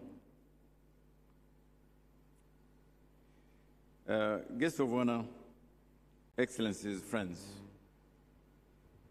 I really appreciate this opportunity to join you today. I think your association over the years has done a great job of identifying, articulating all the issues which are pertinent to this industry. And so I'm happy to be with you today. Now, as a fellow East African, will you allow me to be very frank here and share with you maybe a few things which in the confines of a conference of this type sometimes alluded to, sometimes avoided. But in the interest of time, I'll try to be quite brief.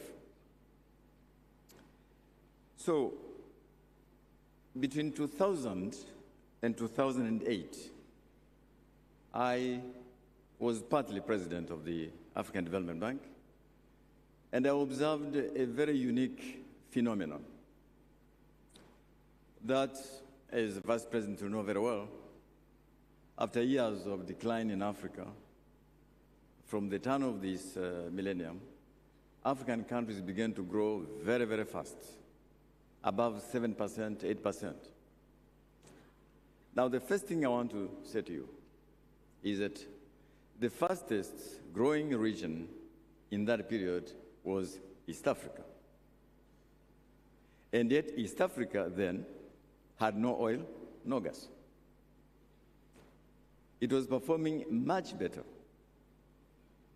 than many countries in North Africa and on the Atlantic belt, which are very rich in natural resources.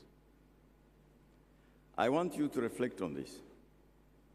That whether it was Ethiopia, Kenya, Uganda, Tanzania, Rwanda, and others in the region, they were growing all above 7%, 8%. Yet they had no oil, they had no gas. Countries on the West African coast, on the Atlantic belt, rich in oil and gas, were having sometimes strong growth, sometimes very slow. Either way, it was very volatile. 9% one year, 3% another year. So I want to leave this with you and I come to it. And so what I decided to do in 2009 was to commission a study. That study is available to you. I was hoping to share with you, but the time is limited. It is called Oil and Gas in Africa, which we commissioned with the African Union to try to share with you what are the implications for these massive discoveries of oil in this region and gas. Now, obviously, as prices were increasing between 2000 and 2008, almost 4 times, that stimulated a lot of exploration. That is normal. That is what happened in this region.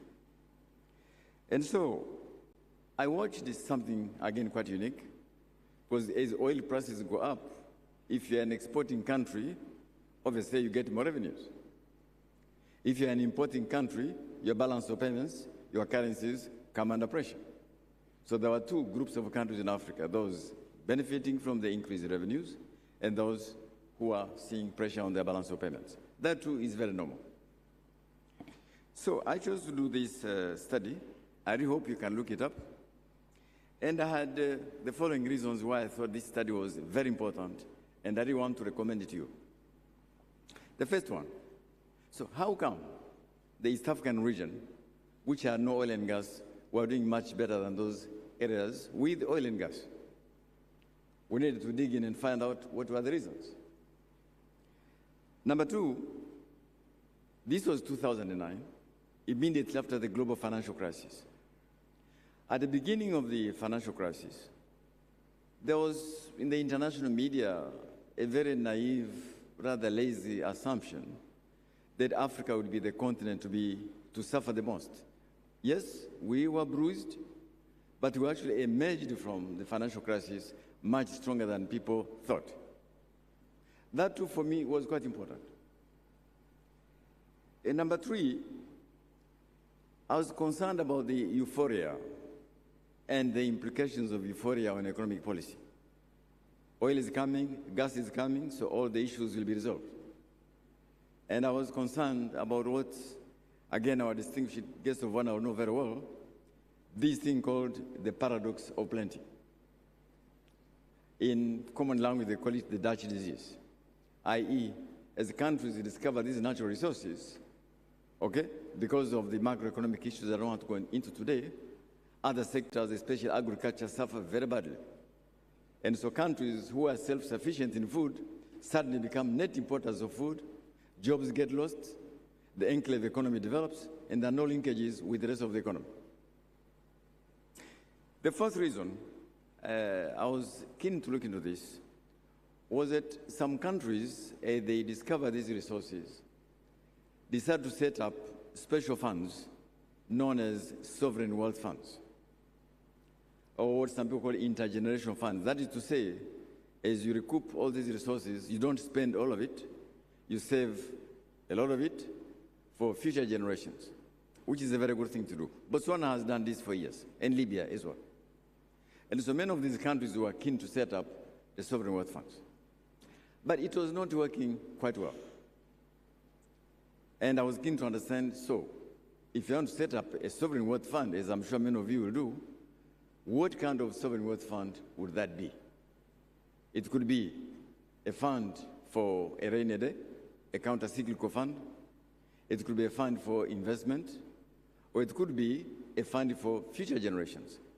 But my assessment of the different funds, we look at about 11 of them, the evidence was quite mixed. And we were keen to see what kind of recommendations we could make to those countries. And finally, this is very important for our friends, the Minister of Energy. Thank you, PS, for what you said today. You see, whether it is hydropower, whether it is power from fossil fuels, whether it is power from other sources, 2 things are critical. Number 1, there are very few countries in the world who can have energy security totally from their own domestic resources. It is absolutely important to build regional energy markets, as we are trying to do in East Africa, buy and sell from each other, as I would encourage you to do. But how do you do that? How is it best done? And one more thing, I found that as you look at energy security, there are a number of considerations. The first consideration is that, of course, it should be available. But it might be available and not accessible. So the second thing, it must be accessible. And the third thing is it might be available and accessible, but not affordable. And so it is available, but there is no energy security. And typically, as you know very well, the biggest culprit in all this was the financial state of our national off-takers, the national electricity company, national power companies, which are the biggest buyers of these resources, which then distribute them in the grid. I found that in many of our countries, even though power was available, affordability was a problem, because the national off-takers' balance sheets were so bad, so poor, that they were passing on the cost of inefficiencies to the consumers and to industry. And very finally, I looked carefully at countries who we call them the first generation of gas and oil producers. How many of them have actually created a petrochemical industry? In other words, all the way from here to here.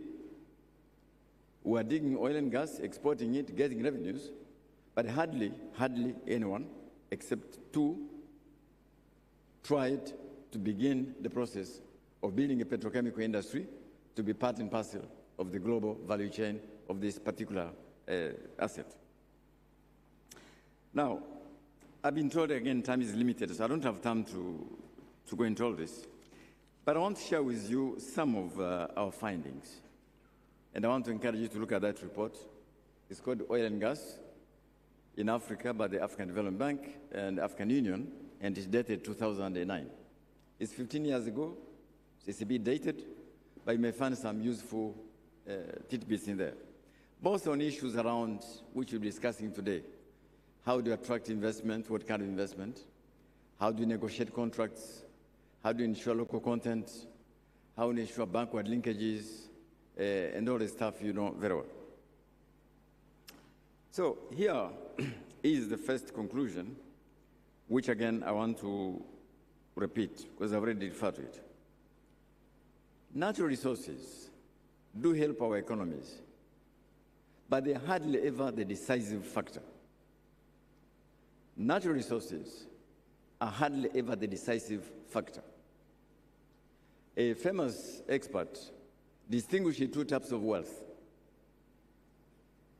There is wealth which you inherit from God,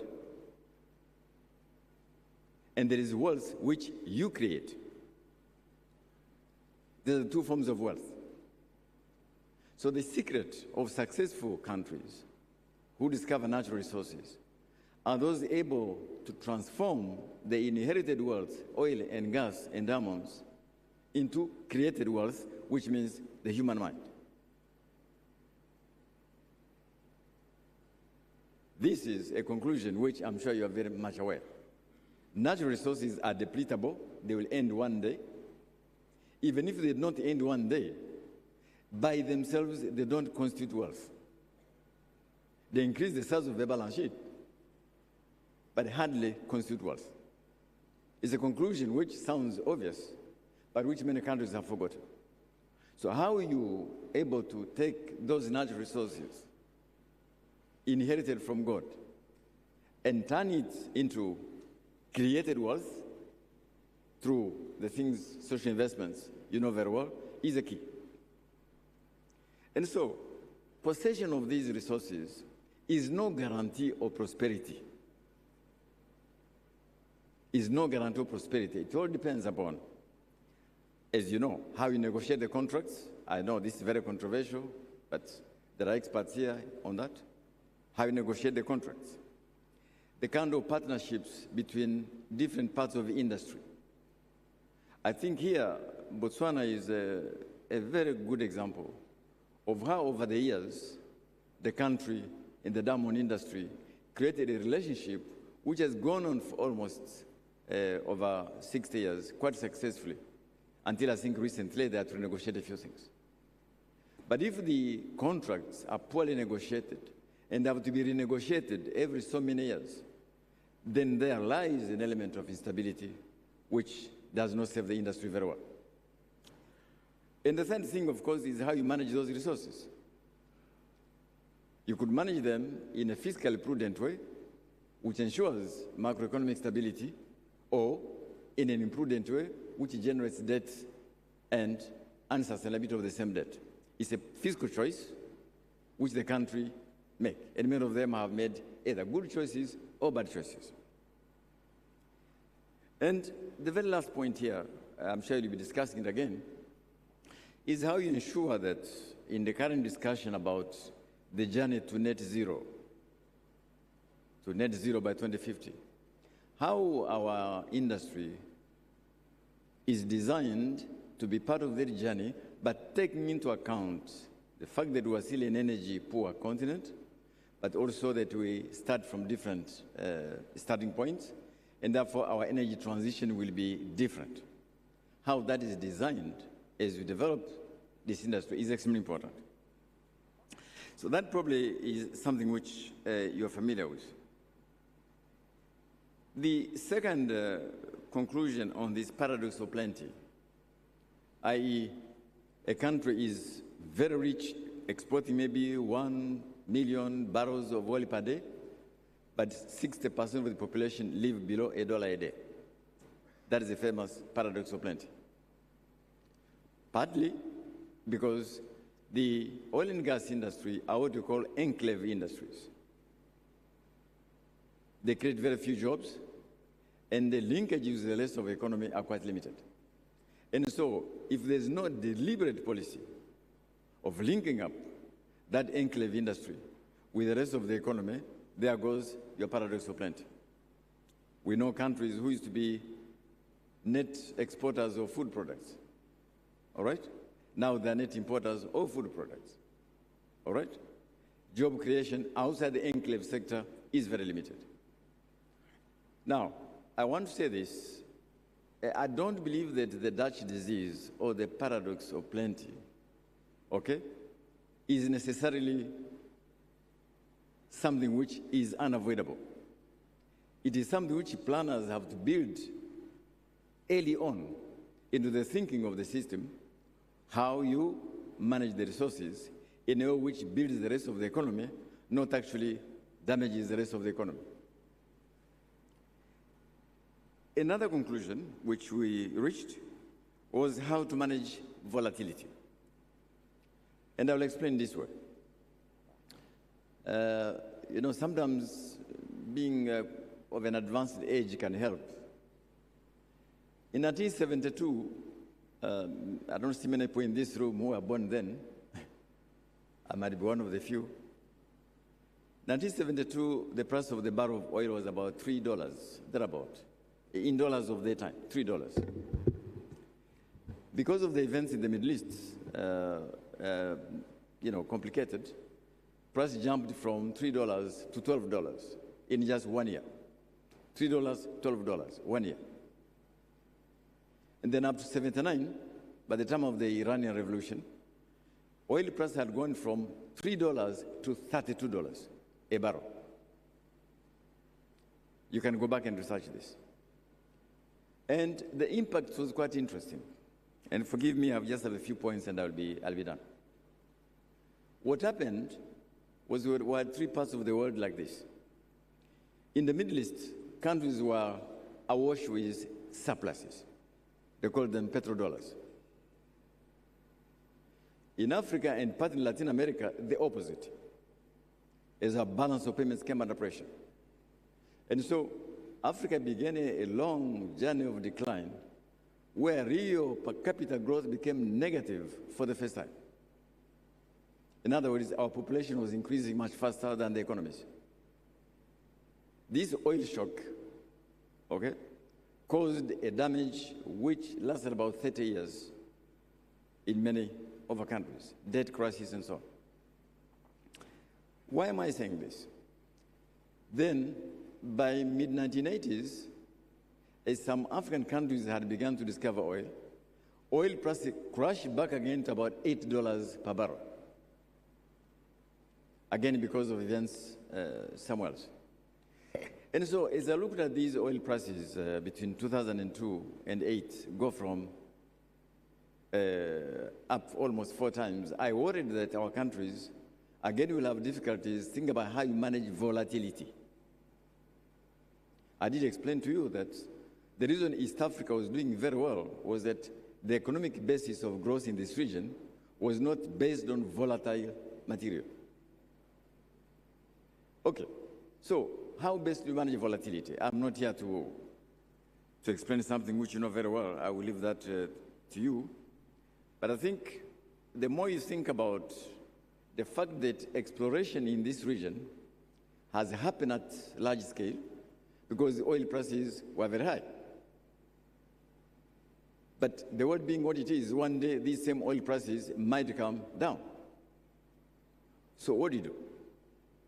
I said that one of the reasons we're doing this study was that we're figuring out what kind of funds you could establish which take care of those kind of situations. It's a big subject for another day, but I want you to reflect seriously. It is not simply enough to set up a sovereign wealth fund. It is important to think through what kind of fund, what is the governance around it, and number 3, what is the robustness in terms of oversight? I'll give you an example. So here's a country in Southern Africa, which has a sovereign wealth fund. During the global financial crisis, they had a deficit in the budget. And they came to us and they said, look, could you lend us $1.5 billion to close our deficit? All right? And I looked carefully at it, and I saw 3 things. Mr. Vice President, this is something you might be familiar with. That country decided to do this. We shall increase domestic revenues from other taxable base. We shall cut our expenditure, but we shall not touch a single dollar from the sovereign wealth fund. Now, there is another country not far from there which took the opposite decision. Because they were running a deficit, so instead of doing the adjustment in terms of the revenues and expenditures, they say, wait a minute, but we have a sovereign wealth fund. All right? Although the law says how you can access or not access the sovereign wealth fund. So they went to the sovereign wealth fund and depleted it. At the time, the government said, no, they were borrowing from the sovereign wealth fund, but that is not provided for by the law. But it happened anyway. So my concern was that as you set up these funds, which I'm sure you will, think hard about what exactly is your intention. Is it to save for the future? Is it to build up an investment fund? Or is it a counter-cyclical fund? Unless you have that clarity at the beginning, the day you have a deficit, you are going to raid your sovereign wealth fund. And that was exactly the elements of excessive volatility. I've been warned that I have limited time, so I would like to just end on this point. East Africa, in the next 30 years, will count a lot. Since we're in Tanzania, Tanzania will be among the top 15 demographies in the world. With the lack of India, Indonesia, Brazil, the US, Mexico, Nigeria, Egypt, Ethiopia, Tanzania will be up there, demographically speaking.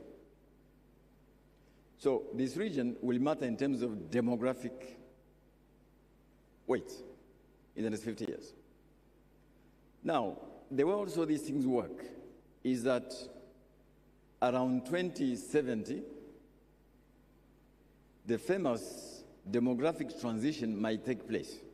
It will begin to take place, i.e., the number of dependents in relation to the labor force will begin to change. Not now, but it will happen. But between now and then, The youth numbers are increasing, the size of the labor force is increasing. But one day, the decline will begin. And it is extremely important that as we think about this newly found wealth, we try to match it with what is a historical duty now we have, which is to build human capital, which will build innovation, which innovation is real future wealth. So I leave you a thought that God has blessed us in East Africa with these resources. Negotiate the contracts very well. Please do. Build long-term partnerships with other parts of industry, not the conflictual partnerships, but that depends upon the contract you negotiated. Manage very prudently, because this resource is depletable. It will end one day. And even if it does not end soon, it is very volatile, especially in the context of the energy transition which we are facing, which we have to address quite differently. So I want to wish you very well. I want to thank you for what you do. I looked through your program, everything's there. You are going to discuss all the pertinent issues, but I wanted to leave you these humble thoughts. Thank you again for inviting me. Thank you.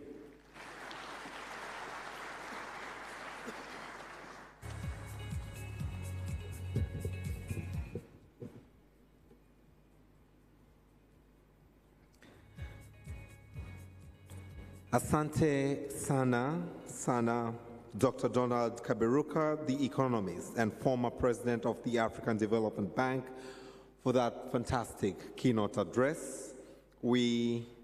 Guest of honor, allow me to take cognizance of the fact that Her Excellency Leontine Nzeyimana, the Burundi ambassador to Tanzania, is also here at the capacity representing Honorable Ibrahim Uwizeye, the Energy and Mines Minister. Can we once again recognize the presence by giving her a round of applause? Thank you very much. Your Excellency, allow me now to get a bridge of entertainment as I bring Kibati all the way from Zanzibar for a short entertainment. This entertainment will now be followed by the opening remarks, which shall commence by the remarks by Her Excellency Veronica Nduva, the EAC Secretary General, to be followed by those by Honorable Dr. Mashaka Biteko, the Deputy Prime Minister and the Minister of Energy, who will then invite you to speak to the East African region using through this audience. But for now, Kibati karibuni sana for a few minutes of entertainment, a spice and taste of Tanzania entertainment from all the way from Zanzibar. Karibuni sana. Hello. Asante Mheshimiwa mgeni rasmi. Kibati ni miongoni mwa ngoma ambazo ni maarufu sana. Zinatokea kule kaskazini Pemba na zinachezwa katika sherehe tofauti tofauti. Basi tuwaruhusu Kibati ili waweze kutuonyesha asili ya malenga wawili ambao kwa sasa amebaki mmoja ili kuweza kupata burudani kutoka Afrika Mashariki. Karibu Kibati. Hello.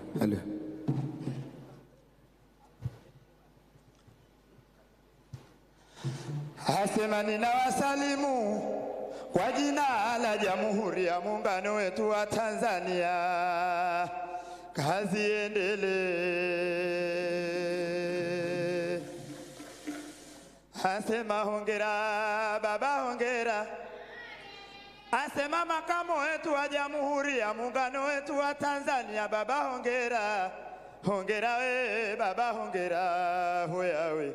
Kwa juhudi zako twazidi kung'ara.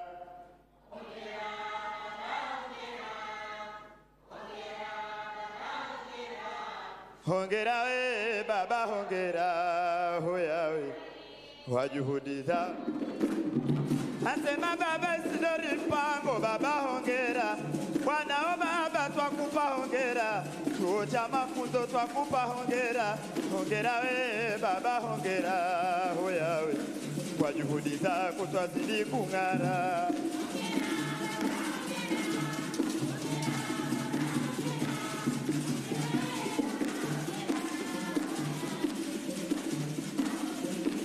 Hema kwa juhudi zako baba, kwa juhudi zako Baba sio mipango, si kwa juhudi zako ziliku.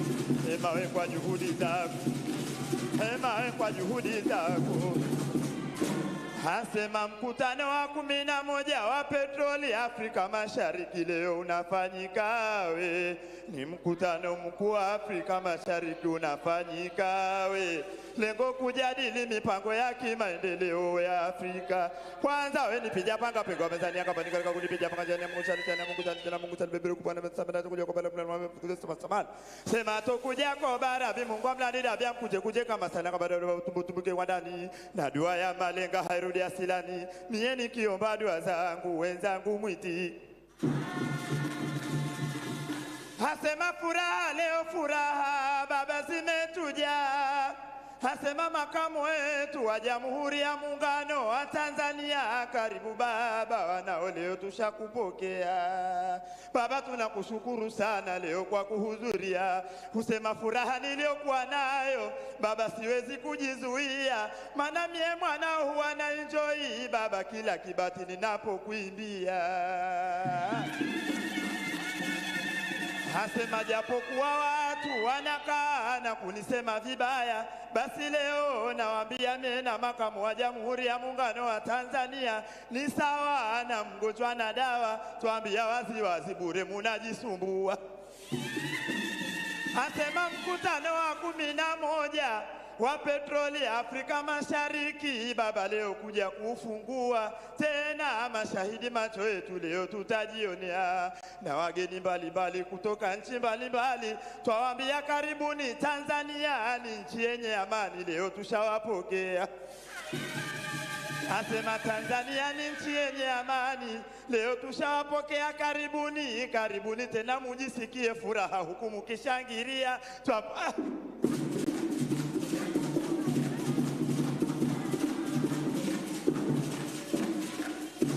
Hasema mkutano mkuu wa Afrika Mashariki baba leo tunashangilia, kwanza kuweka pamoja mataifa na wadau wa Afrika Mashariki kujadili mipango ya kimaendeleo. Leo tunashangilia na pia kuzungumzia rasilimali mafuta na gesi na changamoto mbalimbali leo kuziondoa. Basi bila ya kusita na siye tunaomba dua. Asema bila ya kusita na siye tunaomba dua, basi mkutano umalize salama na yale yatakozungumziwa yaweze kukamilika. Leo hapa tunawaambia, asema pongezi kwa rais wetu mpendwa Mama Samia, rais mpenda haki, msimamia sheria, tena ni kiongozi madhubuti, kwake tunajivunia. Asema mama amekuwa kinara kuhamasisha nishati safi ya gesi ya kupikia. Hongera rais wetu kipenzi mpendwa Mama Samia, maendeleo mbalimbali nchini tunajionea. Asema nikiona mkutano huu basi moyoni mwangu mie hufarijika, maana Jumuiya ya Afrika Mashariki nazidi kunawirika. Basi tuomba Mungu mkutano huu Mungu auzidishe baraka. Asema tuomba Mungu mkutano huu Mungu auzidishe baraka, yale yote atakayozungumziwa basi yaweze kukamilika.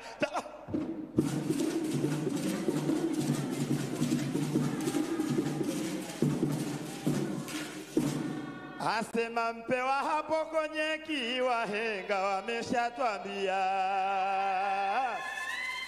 hema hata ukifanya chukiwe bure unajisumbua. Sema naibu wetu waziri mkuu si mwengine baba, siye wanao pongezi twakutolea. We ni kiongozi mashuhuri, hakika twajivunia. Baba umekuwa msaada mkubwa kwenye serikali yetu, maendeleo nchini tunajionea. Baba kuna jambo kubwa mimi nao ninataka kukwambia. Asema ulipokuja Zanzibari baba kufungua jengo la Zawa, kikundi chako cha mafunzo siye ndiyo tulioingia. Baba hukuja mikono mitupu, zawadi ulituletea. Basi leo mbele ya hadhara hii najua baba zawadi umetuandalia. Asema nikija hapo mbele namuona Mheshimiwa Baba Mahamudu Thabiti Kombo, tunakupongeza sana. Asema ni kiongozi mashuhuri, mpole, hapendi shari, ni mtu mwenye hekima. Baba, uongozi wako tunaona we ni kiongozi hodari sana.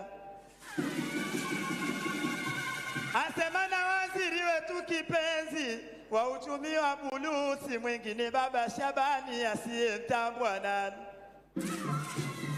Asema Baba Shabani, umeshika tama, unawaza kitu gani? Sie ni kikundi chako kile cha mafunzo kutokea visiwani. Baba, kukuona kwa hakika tumefurahika moyoni. Asema kukuona kwa hakika tumefurahika moyoni. Baba, usione ajabu, usiye ni wanao, hakika tunakupenda moyoni. Najua Baba huwezi kukaa kitako, lazima utasimama kuja hapa leo uwanjani. Asema we sherehewe, leo twasherekea, viongozi wetu wapo vitini wametulia we. Hongera viongozi wote twawatolea, hema we sherehewe, viongozi wetu wapo vitini wametulia we. Hongera viongozi wote twawatolea. Asema wawapiwe, wawapi leo viongozi wetu waje hapa tufurahike nao.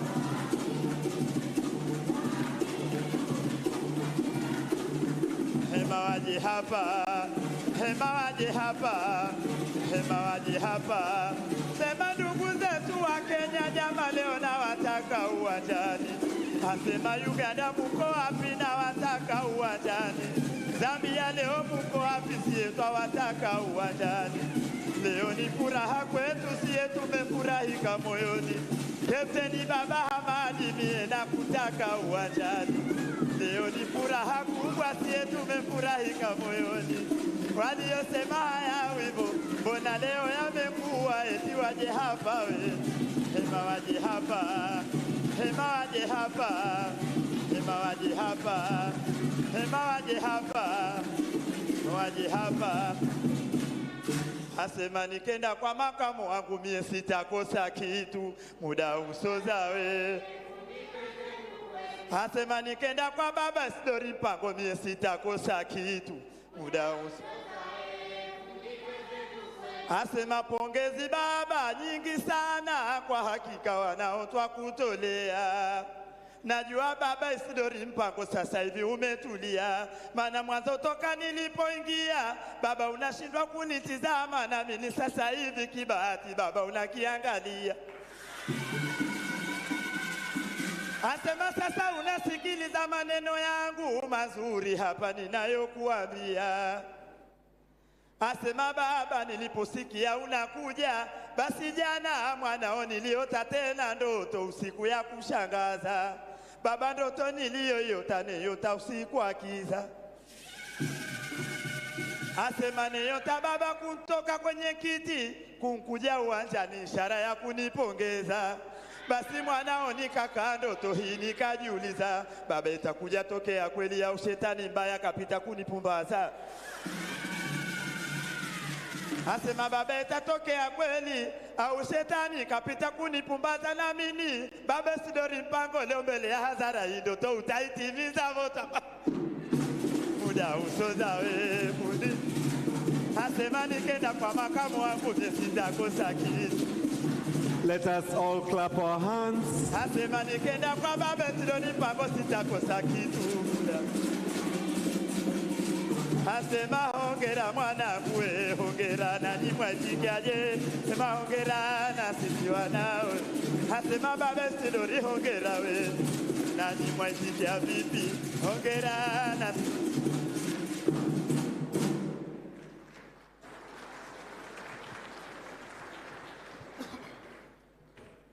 Kaka Kibati.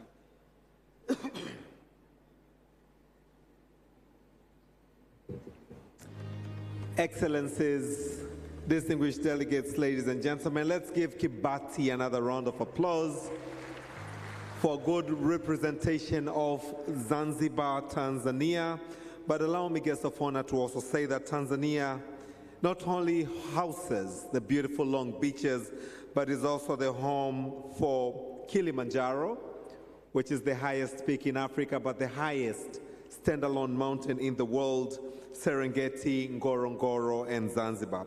Without further ado, guests of honor, allow me now to invite Her Excellency Veronica Nduva, the Secretary General of the East Africa Community, for our opening remarks.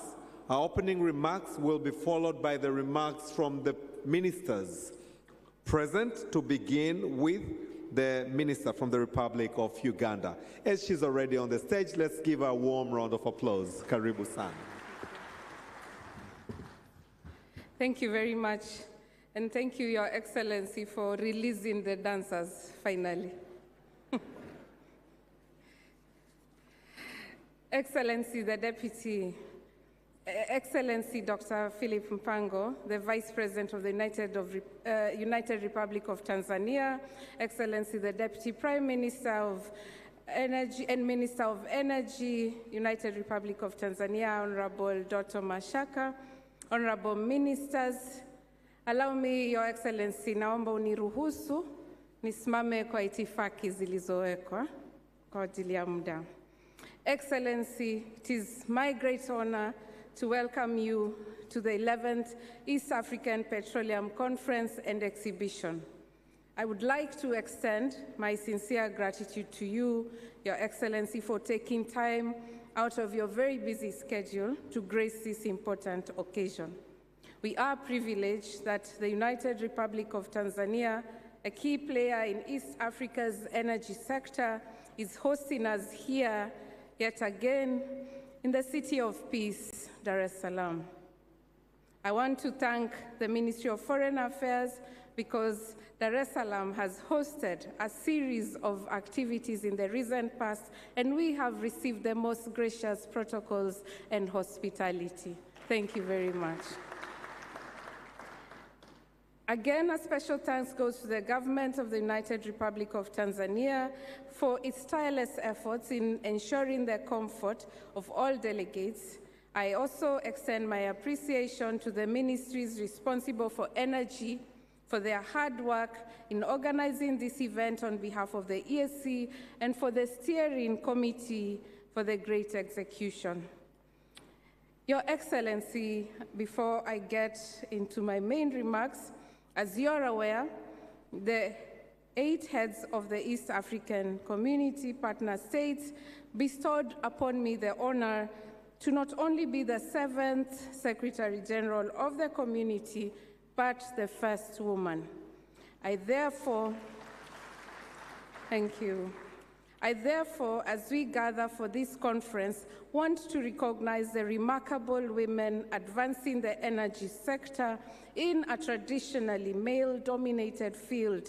It's inspiring to see women leaders, including CEOs, Minister from Uganda, breaking barriers and reshaping the petroleum industry. In celebration of the Women's Week and in honor of International Women's Day on March 8, 2025, we acknowledge these trailblazers. Amongst them is Her Excellency Mama Samia Suluhu Hassan, President of the United Republic of Tanzania, who leads global efforts in clean cooking energy. One of the words I've learned to my Kenyan brothers and sisters being here is nishati jadidifu and renewable energy for that matter. And I learned it from Her Excellency. We also celebrate the contributions of investors, businesswomen, and unsung heroines across East Africa and beyond who are laying the foundation for a more inclusive and progressive petroleum industry. Let us continue to support and uplift their work in driving innovation and sustainability. Your Excellency, a few years ago, the East African region was not a major player in the gas and oil industry, global oil and gas industry.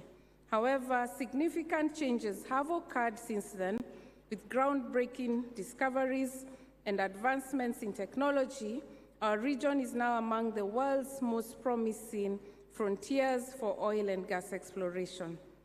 To date, East Africa has discovered approximately 6.5 billion barrels of oil in Uganda, 750 million barrels in Kenya, and over 50 trillion cubic feet of natural gas in Tanzania.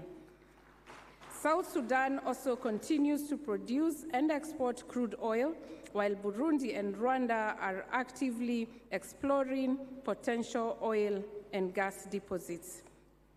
The progress in this progress is a testament to the region's growing potential in the energy sector, driven by innovations in exploration, technology, and efficient resource management. I'd like to take this opportunity to thank all of you for your continued support and partnership in this journey. The 11th EAPCE 2025 claims to fulfill one of East Africa's community's primary objective, to promote the sustainable utilization of our natural resources while effectively protecting the environment.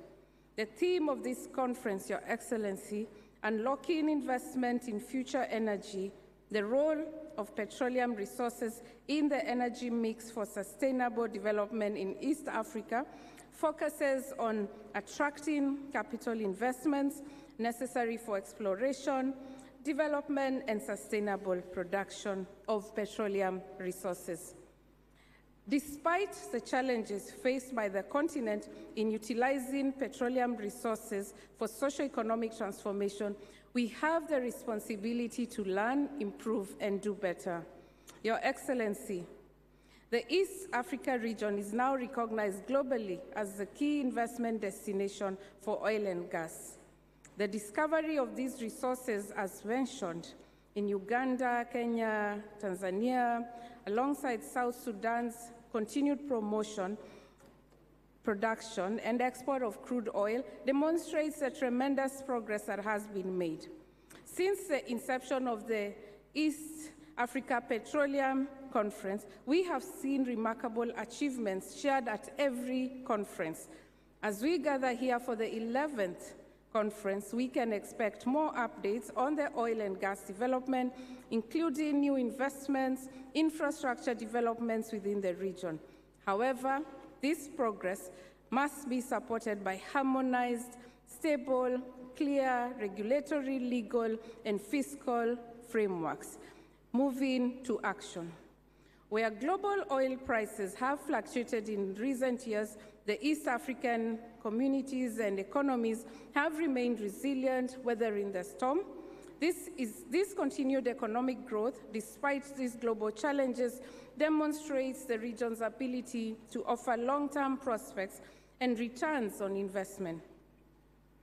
Investors can be assured that East Africa is a stable and attractive region for investment, even in the face of global economic uncertainties. Allow me, Your Excellency, to quote Dr. Donald Kaberuka. Thank you, sir, for your very good exposition. But my takeaway was one. He said, innovation is the real wealth. With this background, it is important for the region to center artificial intelligence in all initiatives going forward. It is important that there is a nexus between petroleum resources, oil and gas sector, and AI. This will transform how energy companies will explore, extract, refine, and distribute petroleum. There is need to invest heavily in digital infrastructure and pathways to drive efficiency, reduce costs, and improve sustainability. Your Excellency, when you were in the forum on licensing, you asked, is there not a different way of exploration that is more innovative, uses technology, and cuts on costs? Your Excellency, you also talked about need to train the locals. The secret is investing in skilling, research, innovation, knowledge building, and knowledge transfer. Excellencies, some of the areas to consider alongside these are automation, optimization, predictive maintenance, smart refineries, logistics spill detection and prevention, price forecasting, risk management, etc. AI is here with us. We do need to invest in it. Previous conferences have proven to be valuable platforms for interaction, networking, and business opportunities. I have no doubt that this year's conference will provide even more chances for collaboration and partnership, helping to drive the oil and gas sector forward. I want to encourage you all to participate in the field excursions that have been carefully planned for this conference. In conclusion, I am confident that you'll find this conference both informative and rewarding. It will serve as an ideal forum for building professional relationships, exchanging ideas, and gaining insights into the rapidly evolving energy landscape of East Africa. Allow me to extend my heartfelt gratitude to all those who have contributed to making this event a reality. All the sponsors, the National Organizing Committee, the Regional Steering Committee, my colleagues at the Secretariat, and the exhibitors, a big thank you all for your support. I thank you and I look forward to a productive and successful 3 days ahead. Ramadan Kareem, blessed Lent, happy International Women's Day, asanteni sana.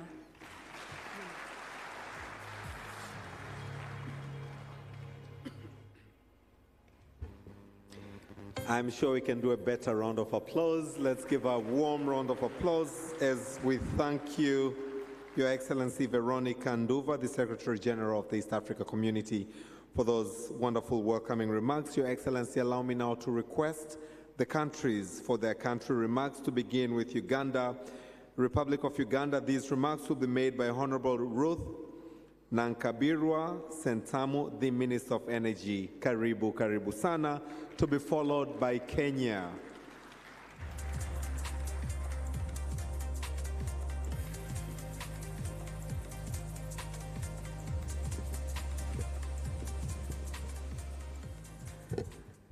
Our chief guest, His Excellency the Vice President, Dr. Philip Mpango, our chief organizer, the Deputy Prime Minister and the Minister of Energy of the United Republic of Tanzania, Honorable Doto Biteko,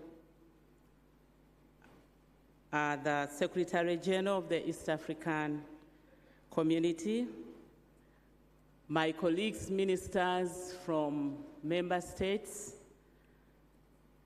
my colleagues, members of parliament present, our permanent secretaries, representatives of government, our partners from private sector, our partners from the Fourth Estate, and all of you invited guests in your respective capacities, ladies and gentlemen, good morning to you all. Hope it is still good morning. It's already afternoon.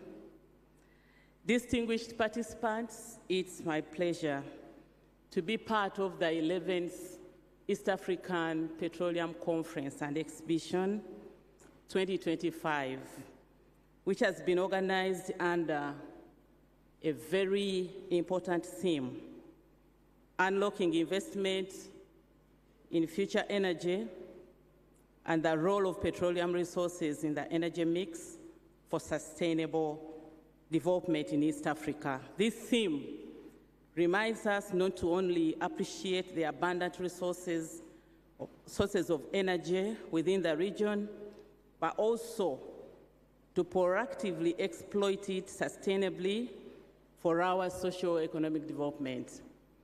And I would like to take this opportunity to thank Dr. Kaberuka for your words of wisdom that you have given us, both policymakers and technical people in the room who formed part of the initial negotiations.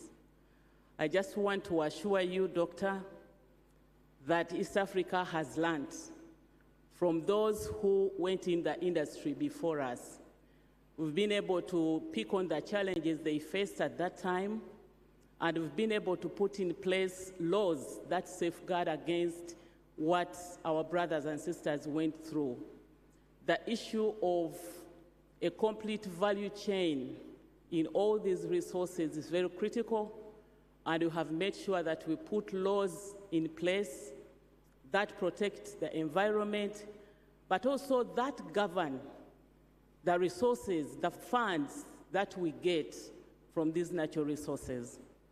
Uganda benchmarked with Norway, and we were advised to establish a petroleum fund, and that money is ring-fenced for infrastructure development. Electricity is very critical, but the infrastructure in the electricity sector requires money.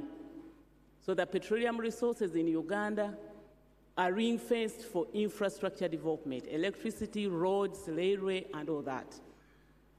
On the mineral sector, my president informed you when he was here recently about the laws that we put in place that ban exportation of unprocessed minerals. So, Dr. Kaberuka, we are wiser than our ancestors, and we will do the needful for East Africa. Therefore, this conference is being held at a critical time when the world is grappling with an energy transition that aims at advancing the development of renewable energy sources while targeting to achieve universal access to clean energy. How do nations like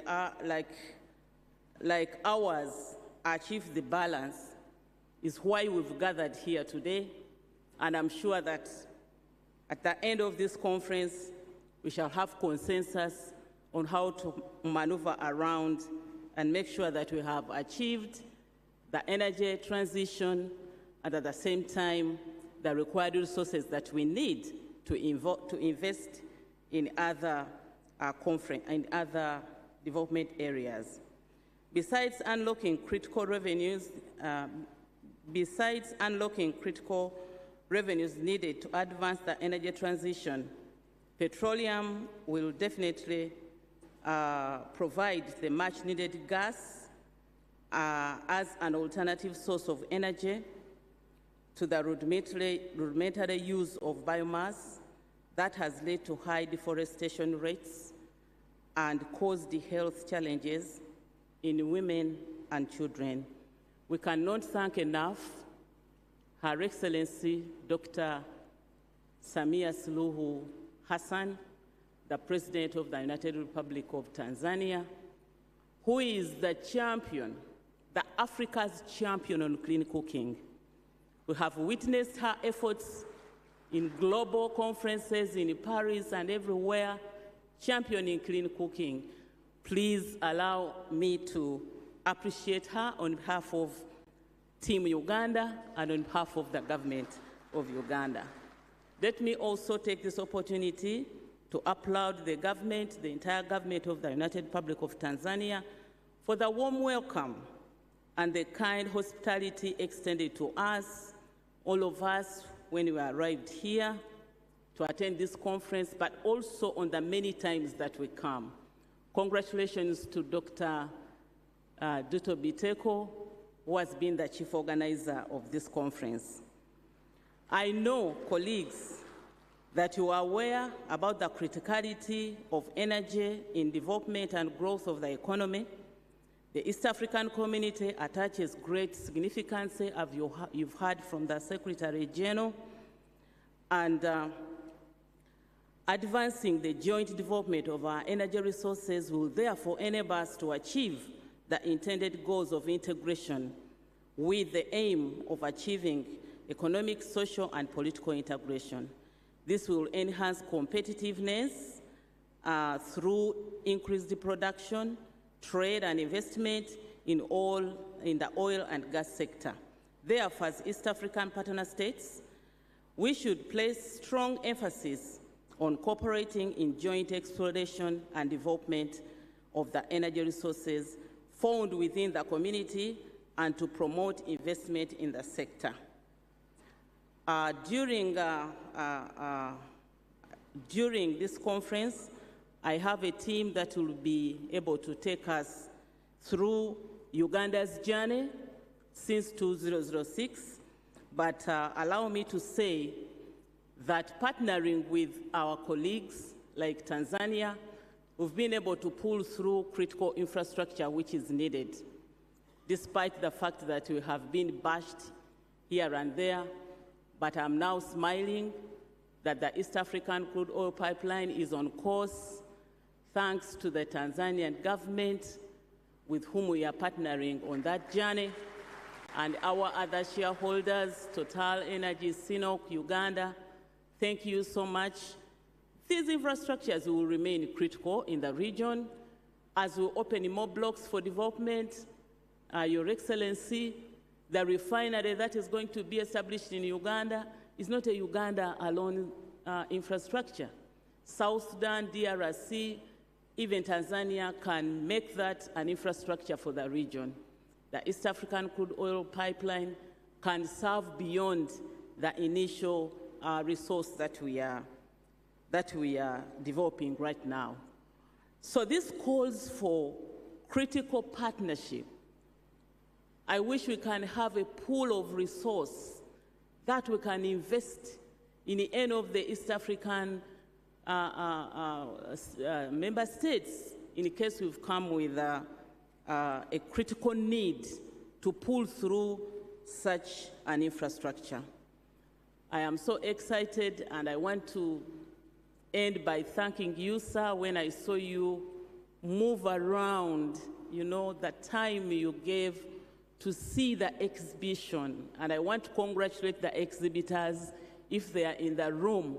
It has given us hope that together we shall use the resource which is underground. We shall pull away from the enclave economy to diversification, value addition, that will take us into the knowledge economy, where we need innovators to use this finite resource for many more generations to come. Thank you, sir, Your Excellency, even for the efforts that you put in Baku, Azerbaijan. We saw you, we applauded you, and it gives us really high hope that if we move together, we'll be able to see the real socio-economic transformation for the East African people. Once again, thank you for the invitation. We are feeling at home. Thank you so much. May God bless you all.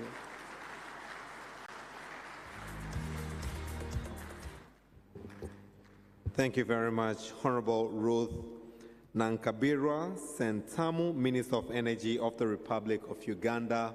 Truly an African adage that says, if we move together, we go far. And this is what you demonstrated on your remarks.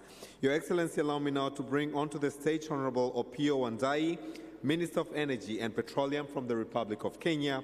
His remarks will be followed by those from the Republic of Ethiopia. As he's on the stage, let's give him a warm round of applause.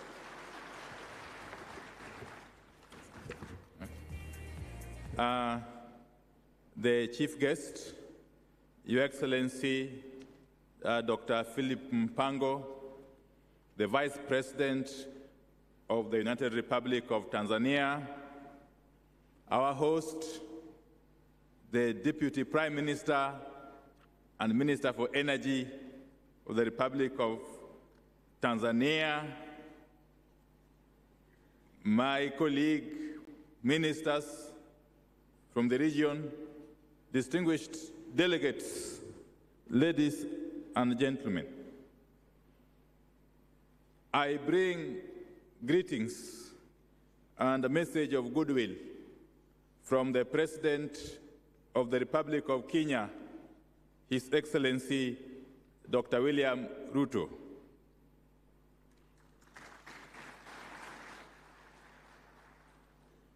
I am honored to be part of the 11th East African Petroleum Conference and Exhibition, hosted by the United Republic of Tanzania. This forum is a crucial platform for collaboration, knowledge exchange, and investment in the region's petroleum sector. Kenya had the privilege of hosting the 9th edition in 2019, and I am pleased to see this conference continue to grow in significance. The theme of this year's event, that is unlocking investment in future energy, the role of petroleum resources in the energy mix for sustainable development in East Africa, is timely. It underscores the need to balance petroleum resource development with sustainable energy solutions. Ladies and gentlemen, Kenya has restructured its petroleum exploration blocks to align with the global best practices and our legal frameworks. As a result, we have identified 10 highly prospective blocks selected based on geoscientific data that will be available for Kenya's first licensing round, launching by September 2025. This presents a unique opportunity for investors to explore our hydrocarbon potential through a transparent and merit-based process. These blocks are strategically located in the Lamu and Anza basins in the coast of the country, regions with proven discoveries and significant untapped potential. To support informed decision-making, Kenya has compiled comprehensive geoscientific data, including seismic surveys, geological reports, and well data, all available at the National Data Center, hosted by the National Oil Corporation of Kenya. We encourage investors to explore these resources for deeper insights into Kenya's petroleum potential. Kenya is set to make significant investments in infrastructure to support oil and gas exploration and development. And part of this includes the expansion of Lamu Port under the LAPSSET Corridor Program, 2, improved road networks to facilitate logistics, and 3, the Lamu-Lokichar pipeline project, ensuring seamless transportation of petroleum products. These projects are designed to enhance Kenya's competitiveness as a regional energy hub. Indeed, Kenya is home to a highly skilled and growing workforce in the petroleum sector. And this can be attested to by the size of the delegation from Kenya that is here at this conference. We don't take matters petroleum lightly as a country. Our universities and technical institutions offer specialized training in petroleum engineering, geology, geophysics, among others. The government of the Republic of Kenya remains committed to capacity-building initiatives, fostering local expertise and innovation to support industry growth.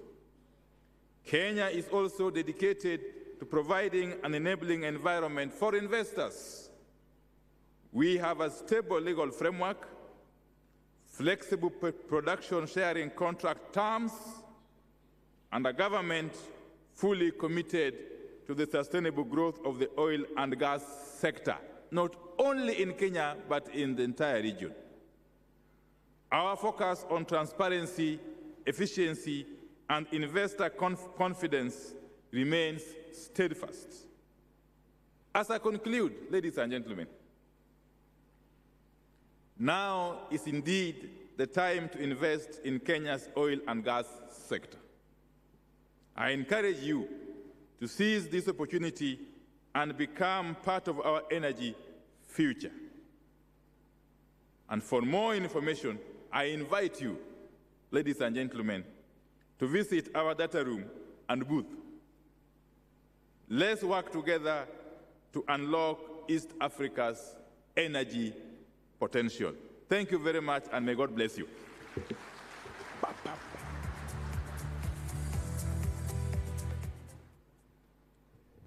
Thank you, Honorable Opiyo Wandayi, Minister of Energy and Petroleum from the Republic of Kenya, for your country remarks. Your Excellency, all the way from the Republic of Somalia, allow me now to welcome to the podium Honorable Tahir Shir Mohammed, Minister of Petroleum, Mineral Resources. Karibu, karibu sana. His remarks will be followed by a brief video on the theme that bears this meeting. As he's already on the stage, let's welcome him with a round of applause. Karibu.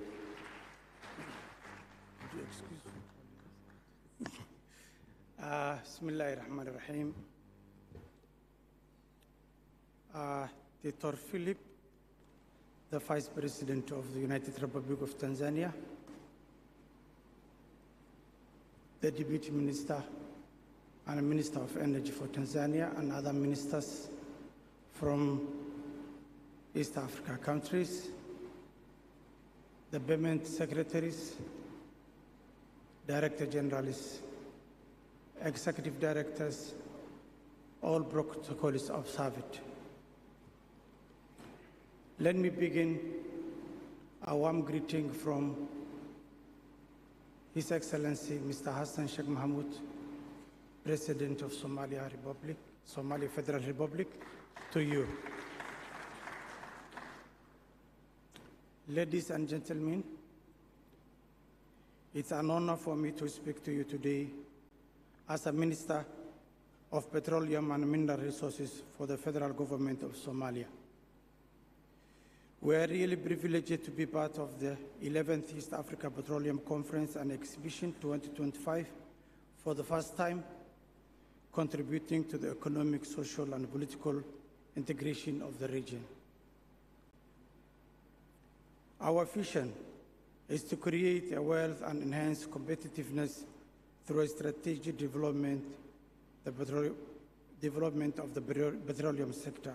By harnessing our nation's vast natural resources, we aim to unlock remarkable investment opportunities that will drive growth and prosperity for Somalia and the entire East Africa region. Ladies and gentlemen, Your Excellencies, allow me to highlight the immense potential of the petroleum sector in Somalia and outline the strategic measures we have implemented to foster the conducive environment for international investors.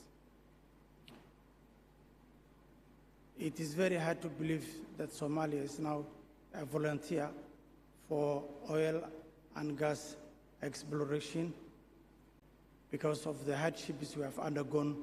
Some may have to believe that we are at this stage. Ladies and gentlemen, in February 2020, Federal Government of Somalia took a significant step towards developing the petroleum sector by erecting the Petroleum Law and establishing the Somalia Petroleum Authority, SBA, a regulatory authority to regulate petroleum operations. This pivotal move outlined the legal, regulatory, and institutional frameworks for petroleum investment and explorations in Somalia. Somalia provides a compelling fiscal framework aimed at maximizing returns for oil and gas investors while maintaining a balanced government revenue stream. The nation's fiscal terms, including competitive royalty rates, profit-sharing mechanisms, and advantageous tax policies, transparency, and investor-friendly regulations that allow investors to tap into Somalia's rich hydrocarbon resource. Your Excellency, petroleum exploration operations in Somalia were previously halted due to the civil war that broke out in Somalia in the 1990s. However, later resumed with systematic surveys that assessed that hydrocarbon. In 2014, CP exploration acquired more than 20,567 kilometers of 2D seismic data. And in 2015-2016, Spectrum acquired 20,699 kilometers of 2D seismic data. Having analyzed it and attributed this data, it was discovered that Somalia has got significant opportunities to develop its oil and gas resources in its offshore area. The offshore block is over extensive potential and promising hydrocarbon reserves.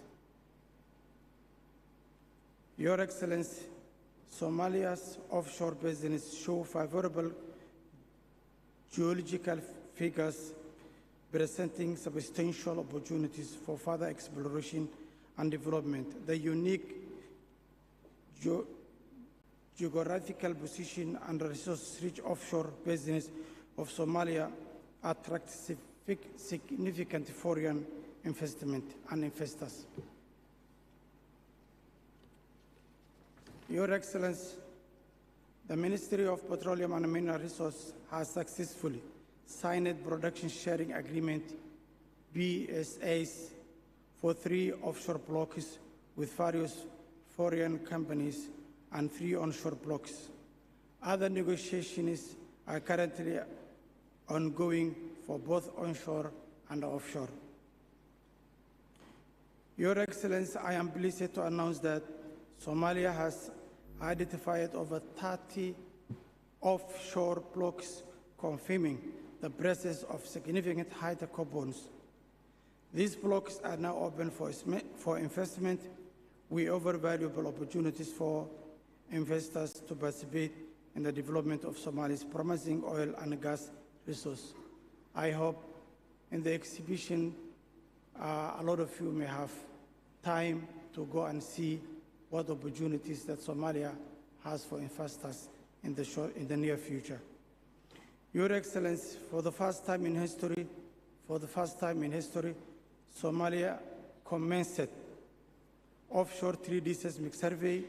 A Turkish-owned company, TBAO, began the 3D seismic survey in November 2024 and is scheduled to finish in April 2025. This survey aims to provide a detailed understanding of the surface's structure and enhance exploration efforts. Another company, Liberty Petroleum, is planned to conduct an extensive 3D seismic survey in 2025 if all goes well. The discovery of oil and gas can significantly transform the country's economic and social landscape. Economically, the scale of oil and gas generates substantial revenue, allowing the government to fund critical infrastructure, education, and healthcare projects. The development of oil and gas sector creates numerous job opportunities from manual labor to technical and administrative roles, reduces resilience on a single industry, and fosters economic resilience. Ladies and gentlemen, Your Excellency, Somalia remains committed to attract investors in this sector and wishes all East Africa countries to continue progress and success in the energy sector. In my conclusion, I would like to highlight that in the recent war against the extremists, Somalia is not fighting on that, but is fighting the extremists and also one hand developing its natural resources under reconstruction of its country. Under the leadership of His Excellency President Hassan Sheikh Mohamud, we are committed to have our resource extracted and developed. Thank you very much. Thank you very much.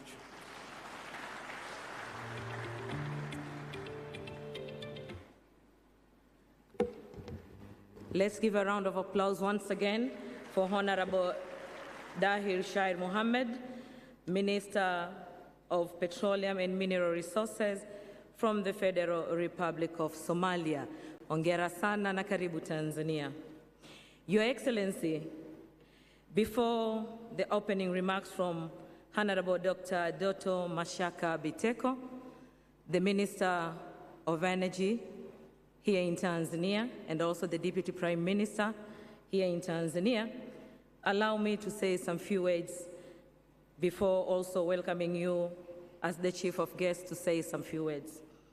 Tanzania, half of the size of Tanzania is covered by the potential hydrocarbon basin, where there is a possibility of having a lot of resources of oil and gas is real. Tanzania is also promoting the 5th licensing round to be launched maybe in the next couple of months. So the potentiality of Tanzania is real, as we said. We have almost 26 blocks, 23 offshore blocks around Indian Ocean. We have potentiality of 3 lakes around Lake Tanganyika. So you can see and imagine Tanzania has a lot of potential. Your Excellency, allow me now to welcome a very short video that will explain the reality of Tanzania in terms of what I've said. Naomba tucheze video fupi tafadhali.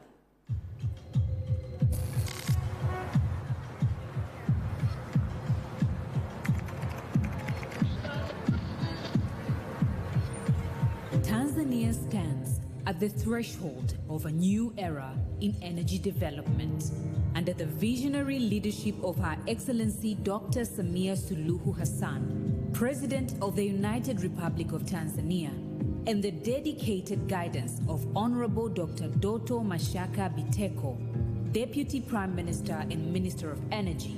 The nation is unlocking its vast hydrocarbon potential to drive economic growth, industrialization, and energy security.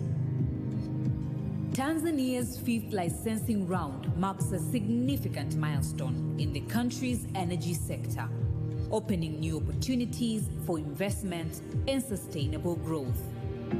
It will also play a crucial role in supporting the realization of the Clean Cooking Initiative, enhancing access to affordable and environmentally friendly energy solutions. The journey of oil and gas exploration in Tanzania dates back to the 1950s, with early studies revealing promising sedimentary basins. Covering approximately 534,000 square kilometers, Tanzania's inland, coastal, and offshore basins hold immense potential. Over the decades, more than 130,000 kilometers of 2D seismic data and 37,000 square kilometers of 3D seismic data have been acquired. And 96 exploratory and development wells have been drilled, contributing to a growing knowledge about our petroleum resources. Tanzania's journey in oil and gas exploration has already led to significant discoveries, with some early discoveries made by the Tanzania Petroleum Development Corporation, TPDC. Onshore and shallow water gas fields such as Songo Songo, Mnazibe, Mkuranga, Mtoria, Kiliwani, and Ruvu have confirmed 10.41 trillion cubic feet of gas initially in place. Offshore discoveries in Block 1, 2, 3, and 4 have uncovered an impressive 47.13 trillion cubic feet of natural gas. These discoveries fuel Tanzania's ambition to become a regional energy powerhouse. To date, Tanzania has produced a total of 820 billion cubic feet of natural gas from 3 developed fields: Songo Songo, Mnazibe, and Kiliwani North. The production volumes for each field were 587 billion cubic feet from Songo Songo, 227 billion cubic feet from Mnazibe, and 5.9 billion cubic feet from Kiliwani North. This natural gas has been utilized domestically, supporting power generation, industrial heating, household and institutional cooking, and fueling vehicles through compressed natural gas, CNG. Tanzania's existing infrastructure for natural gas processing and transportation provides strong support for the development of its discovered gas resources. The country's processing facilities have a total capacity of 470 million standard cubic feet per day, with potential for expansion to accommodate new developments. There is also over 850 kilometers transmission pipeline network connecting Mtwara and Songo to Dar es Salaam, capable of transporting up to 959 million standard cubic feet per day of natural gas from the processing plants. The country's strategic location along the Indian Ocean, facing major Asian gas markets, makes it an attractive destination for upstream petroleum investments. The ongoing construction of the 1,443-kilometer East Africa Crude Oil Pipeline, EACOP, from Uganda to Tanzania further strengthens logistical capacity, particularly in the event of oil discoveries in areas such as Lake Tanganyika and ASU Mbere. Moreover, the upcoming liquefied natural gas LNG project will create new opportunities for recent discoveries to access infrastructure for overseas markets. To maximize these resources, Tanzania has previously conducted 4 licensing rounds, attracting global players such as Petrobras, Ophir, Dominion, and Statoil, now Equinor. These rounds have been instrumental in advancing exploration and setting the stage for deeper offshore development. As a result, major and renowned oil companies, including ExxonMobil, Shell, Pavilion, and Pertamina, have acquired participating interests, further strengthening Tanzania's position in the global energy sector. The 5th licensing round presents an unmatched opportunity whereby a total of 26 exploration blocks, 23 in the Indian Ocean and 3 in Lake Tanganyika, are open for investment. This strategic initiative opens the door to untapped hydrocarbon potential, with favorable licensing terms that include a 9-year exploration period and a 25-year development and production period, ensuring long-term stability for investors. The benefits of this licensing round extend far beyond resource exploration. It will attract foreign direct investment, bring in much-needed capital, advanced technology, and expertise to Tanzania. This influx of investment will provide employment opportunities, stimulate economic growth, and support local industries and communities. Additionally, it will enhance energy security and ensure a stable supply of natural gas for power generation, industries, vehicles, and households, both locally and across regional markets. Through this licensing round, Tanzania will strengthen its position in the global energy market by leveraging strategic projects such as the liquefied natural gas development, solidifying its role as a key player in the industry. The government of Tanzania, under the leadership of Her Excellency Dr. Samia Suluhu Hassan, is committed to fostering an investor-friendly environment. Infrastructure projects such as the Mtwara-Dar es Salaam gas pipeline and natural gas processing plants are enabling utilization of the produced natural gas. Tanzania's energy future is bright, and the 5th licensing round is a gateway to prosperity. With abundant resources, strategic policies, and unwavering leadership, the time to invest is now. Join us as we shape the future of Tanzania's energy sector and unlock new opportunities for growth and development.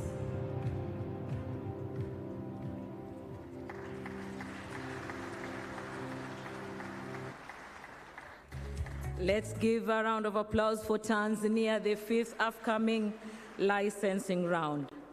Your Excellency, allow me to welcome Honorable Dr. Doto Mashaka Biteko, Deputy Prime Minister and Minister for Energy, who will speak some few words, and then he will welcome you as a chief guest for the official opening. Karibu sana.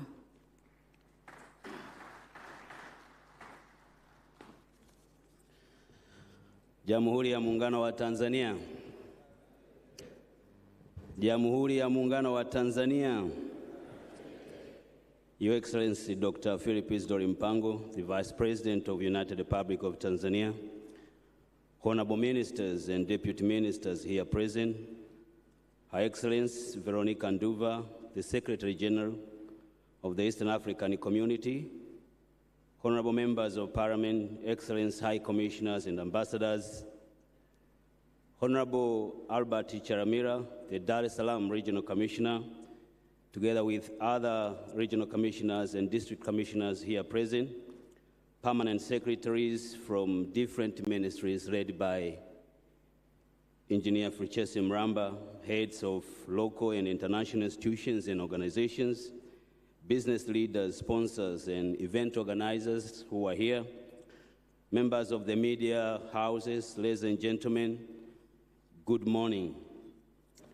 It is a great honor to stand before you today as we gather to explore the vibrant future of our region energy sector. As the saying goes, it takes a village to raise a child, and indeed, this successive preparation of this conference have been truly a collective endeavor from a number of players who are here and some who are not here in this room. The conference has brought up together countless individuals and organizations working hand in hand from regional to national level to make this vision a reality.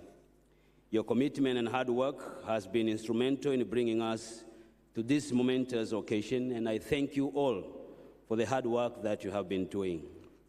Excellencies, ladies and gentlemen, today we are privileged to have with us a distinguished leader who has dedicated in his career to advancing our national interest and fostering sustainable development, none than the other Dr. Philip Isidori Mpango, the Vice President of the United Republic of Tanzania.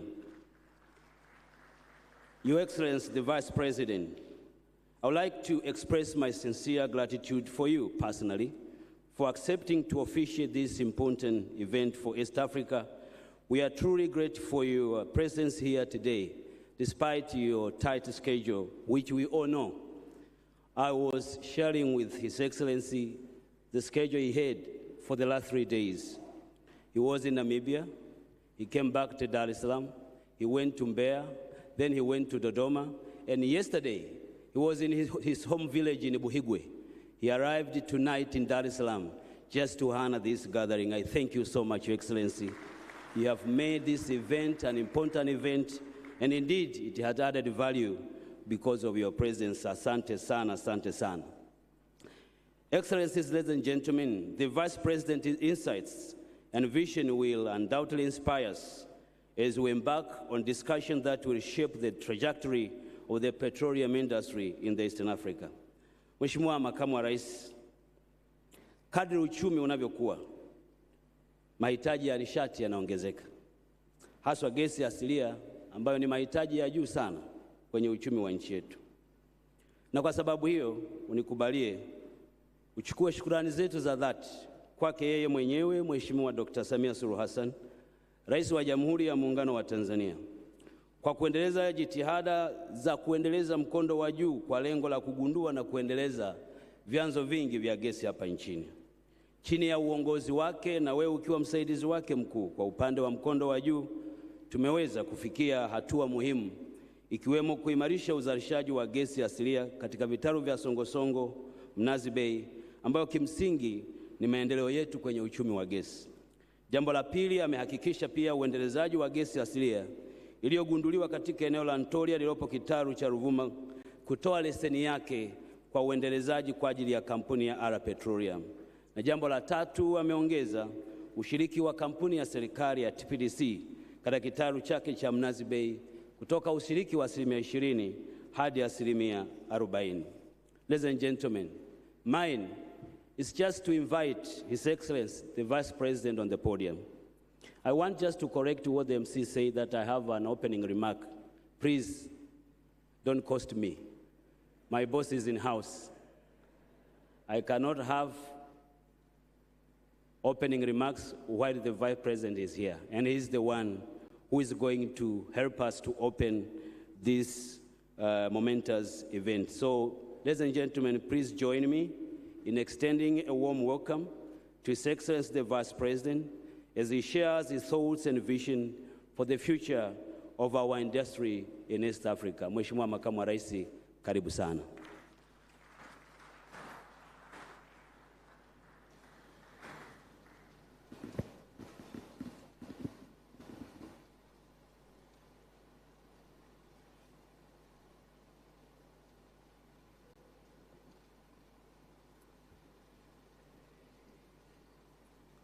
Please be seated.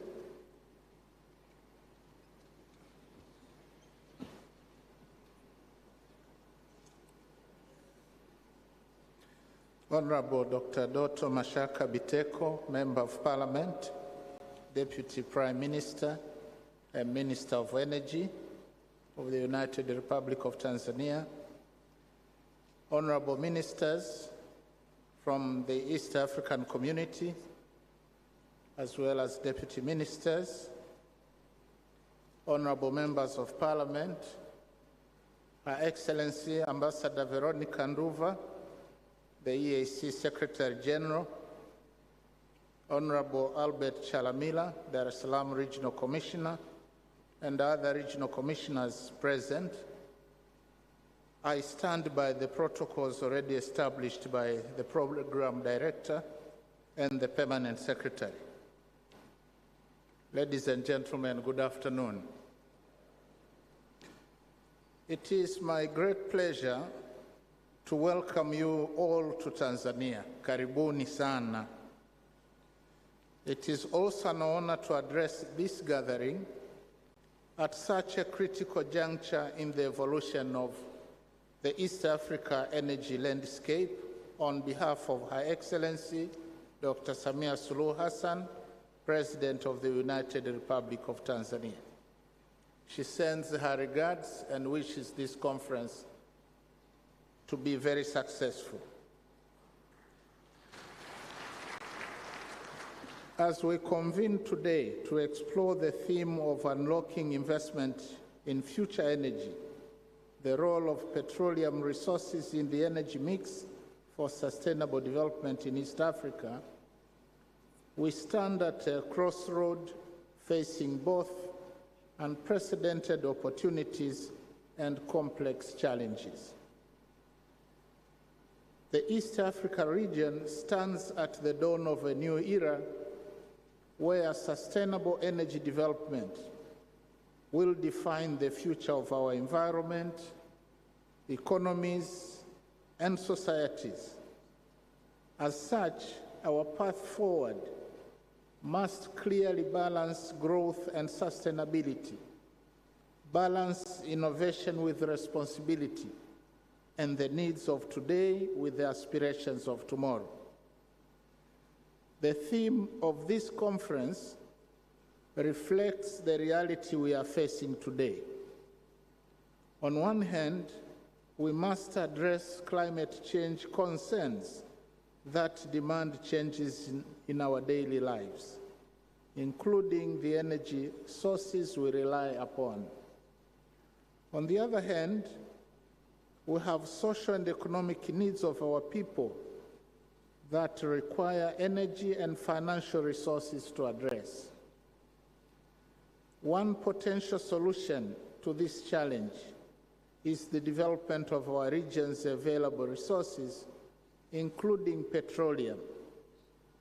Nevertheless, it is clear that we have the collective obligation to strike a balance between sustaining the needs of our people today and ensuring that we do not compromise the ability of the future generations to meet their needs.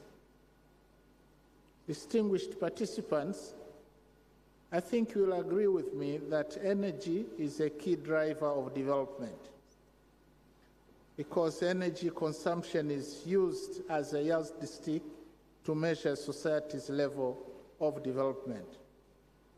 However, as it stands now, Sub-Saharan Africa has a very low energy consumption compared to other regions like America, Asia, and Europe. And it is therefore crucial to explore our energy potential and find the best ways to harness and use our resources to empower our people to prosper. Distinguished participants, some of the regional energy challenges include limited access to modern energy, insufficient financial resources, and reliance on biomass, which holds back our economic progress. It is for this reason that the 7th goal of the UN Agenda for Sustainable Development calls for ensuring access to affordable, reliable, sustainable, and modern energy for all. And to achieve this goal, our governments have embarked on various projects such as rural electrification and promotion of clean cooking initiatives to ensure energy accessibility. Governments have also taken the lead in energy investments and provided subsidies for distribution and connections. In all these initiatives, we also had to take into account energy security and affordability, informed by the economic status of our people. Distinguished participants, as we are aware, East Africa is endowed with significant energy resources, including an active petroleum system. Natural gas has been discovered in Tanzania, as we heard, oil in Uganda, Kenya, and South Sudan, methane in Rwanda and the Democratic Republic of Congo, and geothermal resources in Kenya and Tanzania, just to mention a few. At the same time, our regional energy demands keep growing, driven by many initiatives that we are taking to develop our economies through industrialization and rural electrification. And to overcome growing energy demand to benefit our people, there is need to effectively utilize all our energy resources, including petroleum, in order to fill or close the energy deficit for accelerated development. Additionally, such energy resources may serve as a major source of revenue for our governments, which can then be reinvested in infrastructure and building human capital, and thereby support broader development agenda. Distinguished participants, we are also cognizant of the fact that the world is facing climate change that has damaged the environment through unpredictable rain seasons, flooding, earthquakes, rising temperatures, and so on. And Tanzania, like many other nations, has committed to a global compact aimed at reducing fossil fuel use to combat climate change, with the goal of achieving net zero carbon emissions by 2050. Indeed, African countries are striving to transition from fossil fuels to renewable energy, with natural gas and other alternative sources serving as bridges towards the goal of net zero carbon emissions. However, it is upon us to strike a balance between growth and sustainability. By solving today's problems, while preparing solutions for tomorrow's problems.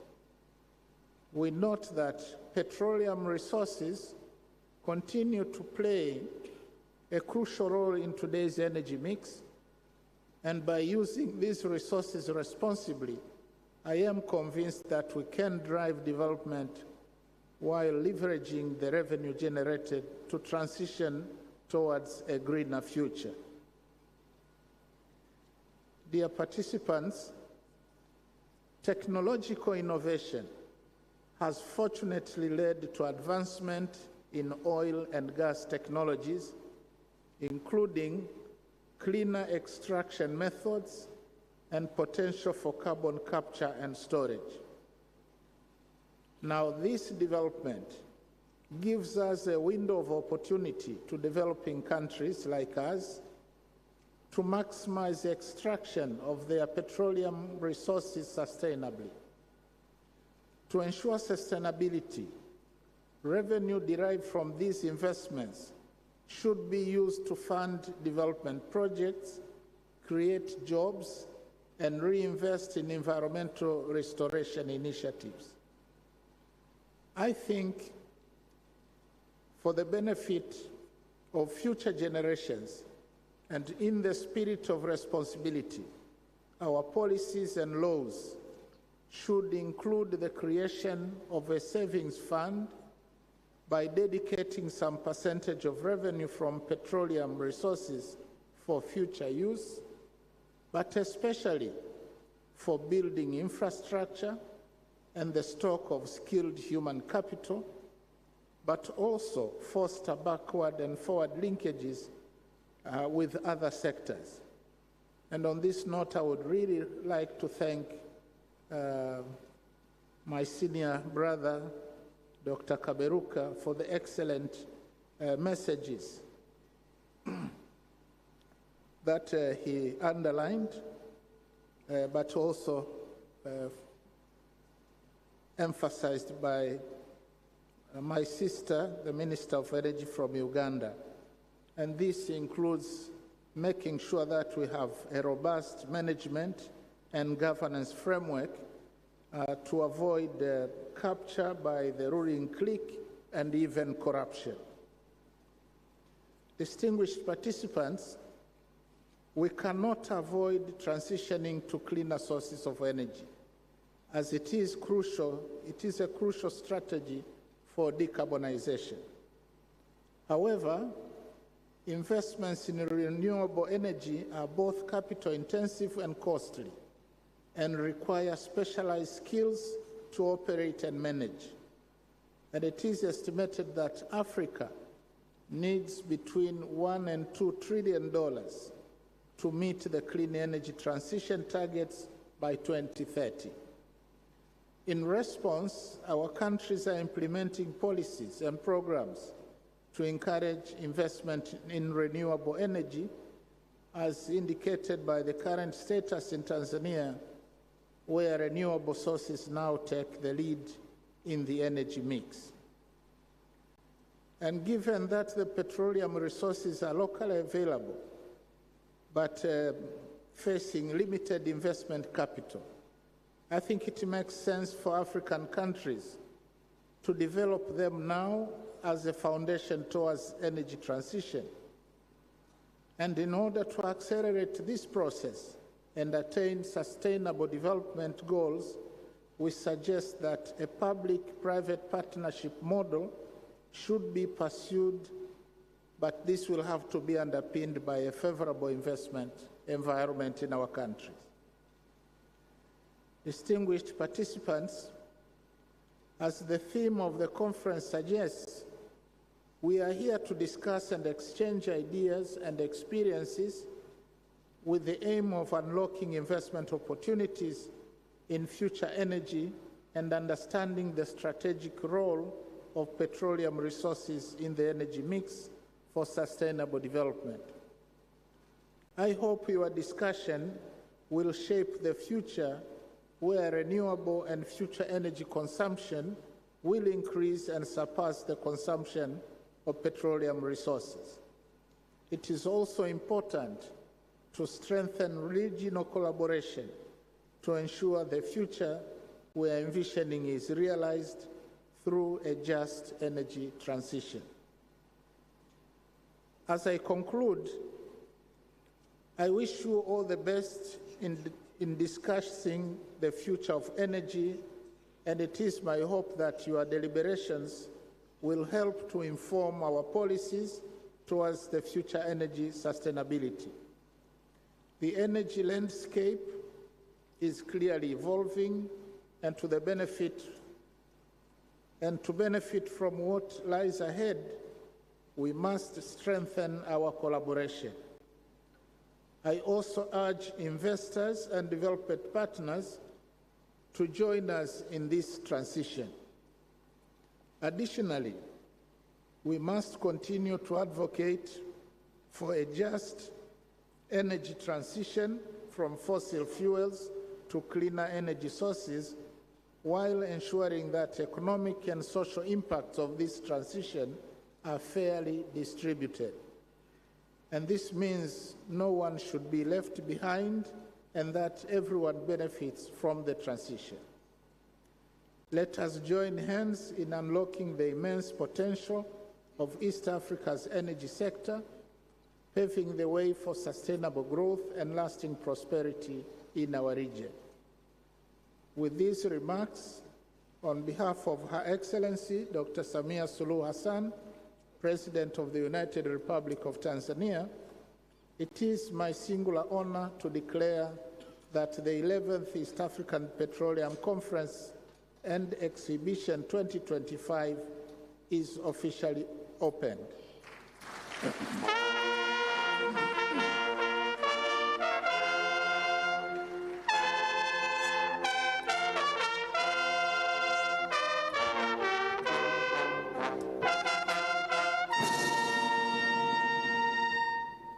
I wish all my Muslim brothers and sisters Ramadan Kareem, and to my fellow Christians, Holy Land, asanteni sana. Thank you so much, guest of honor, for your warm opening remarks. Allow me to request you that we should take a few photos in remembrance of this historic conference, the EAPCE 2025. And the group photos that we are going to have, we're going to have 5 group photos. We're going to have 5 group photos. The first group will involve the ministers from the East African community member states, the regional commissioners, ambassador, representative, and other. You may get seated, please. Thank you. Asante. Naomba tafadhali walioandaliwa kwa ajili ya group photo. Your Excellency, allow me to announce the group photos. The first group photo will be involve the ministers from EAC region, the regional commissioners, ambassador, and representative from different countries. The second group will be the permanent secretaries from EAC member states, technical team, head of institutions across the region. The third group will be the sponsors and the exhibitors, without forgetting the religious leaders. And also we'll have the steering committee from EAC. And the last one will be the NOC committee members. So the first one will be all the delegates that are in the high table. Thank you very much. Karibu sana Mheshimiwa. 1, 2, 3.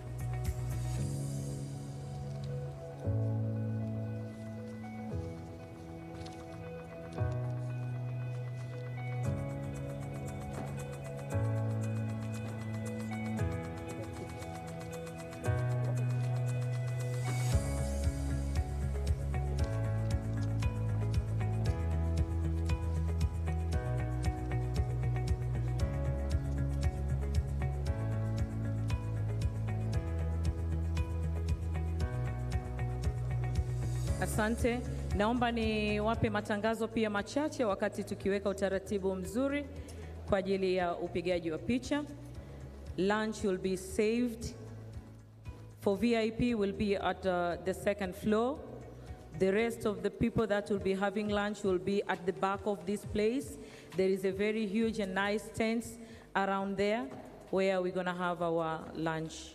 For those who are fasting, we are wishing you all the best for the fasting, and I'm sure God will be with you. Thank you very much.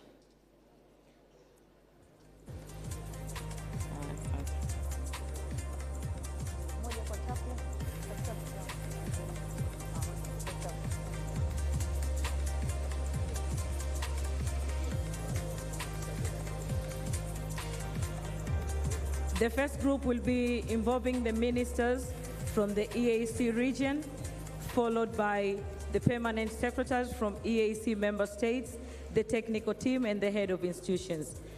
Also, the second group will be the sponsors, the exhibitors, and our religion leaders. Without forgetting, the fourth group will be the steering committee, and the fifth will be the NOC members, the National Organizing Committee. Please allow me to call upon the ministers from EAC member states, the regional commissioners, ambassadors representing their respective country. Could you come forward for the group photo, please? All the ambassadors that are representing their respective countries. Karibuni sana. Followed by permanent secretaries from EAC member states, technical team, head of institutions across the region. Asante sana.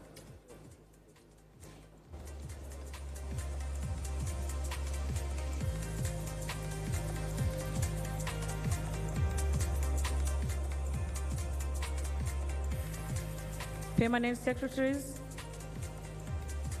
EAC member states, the technical team, head of institutions across the region, could you please kindly just come forward for the preparation of the group photos.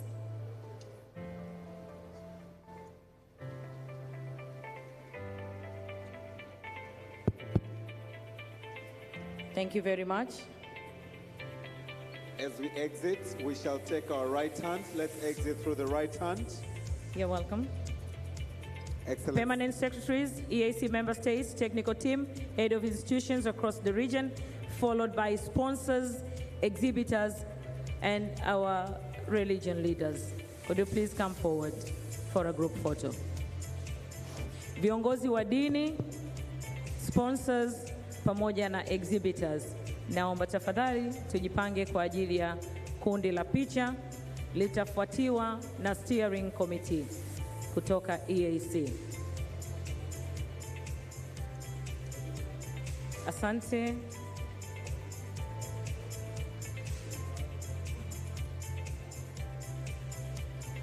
Sponsors, exhibitors, religious leaders. Please, we exit through the right-hand side. Let's exit through the right-hand side as we welcome and really thank all our esteemed sponsors, yes, exhibitors, and our religious leaders for making this conference a great success.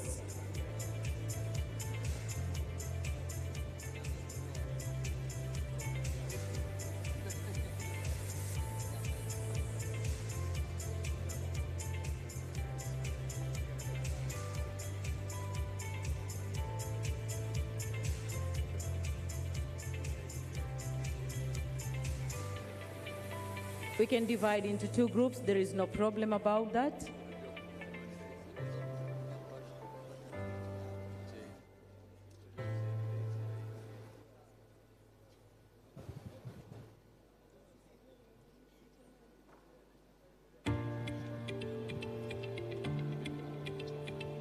Asante sana. We can go to our right hand, please.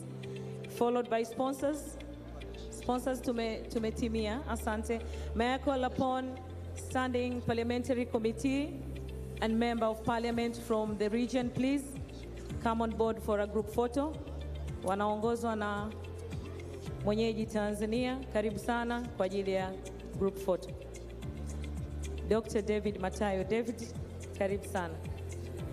Mwenyekiti wa kamati ya kudumu ya bunge ya nishati pamoja na wenye viti wengine kutoka across the region. You're warmly welcome.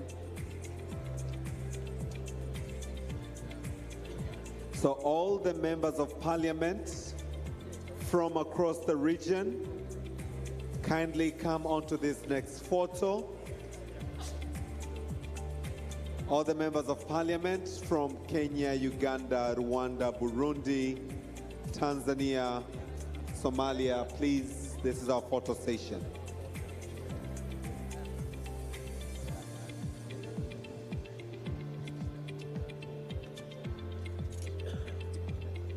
Steering committee from the EAC, could you please get prepared for the group photo? The steering followed committee, by no committee. Steering committee to be followed by NOC. The We National exit through the Organizing right-hand side. Committee. This side, please. Thank you. The steering committee to be followed by the NOC.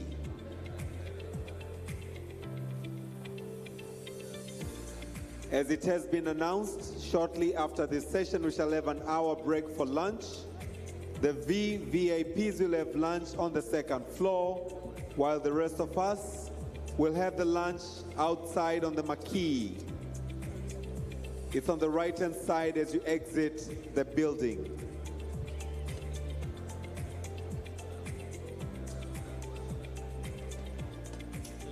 The National Organizing Committee, please get prepared for the group photo. National Organizing Committee. Kamati ya maandalizi ya kitaifa, tafadhali naomba mjiandae kwa ajili ya kupiga picha. Naomba tufanye haraka kidogo ili kukomboa wakati. The National Organizing Committee, asante sana. Thank you very much. We are going out with our right hand side. Okay. National Organizing Committee. National Organizing Committee, tafadhali. National Organizing Committee.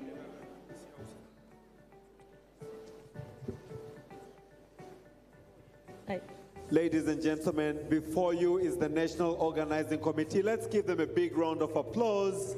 They've done a tremendous job putting up this conference 2025 here in Tanzania together.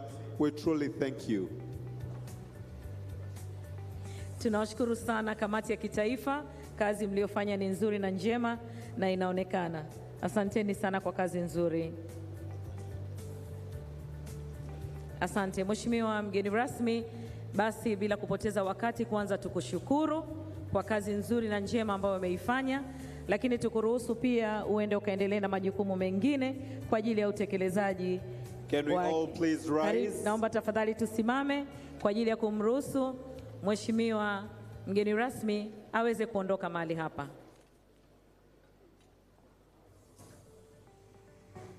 Brass band.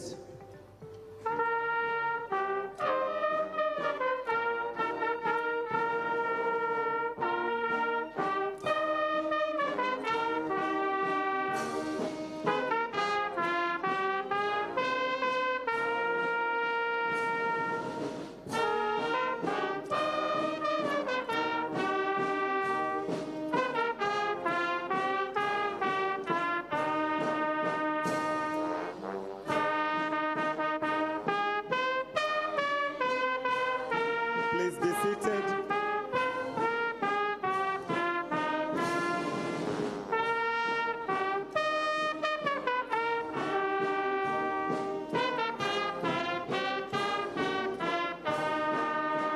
Thank you very much, brass band. Asanteni sana, brass band.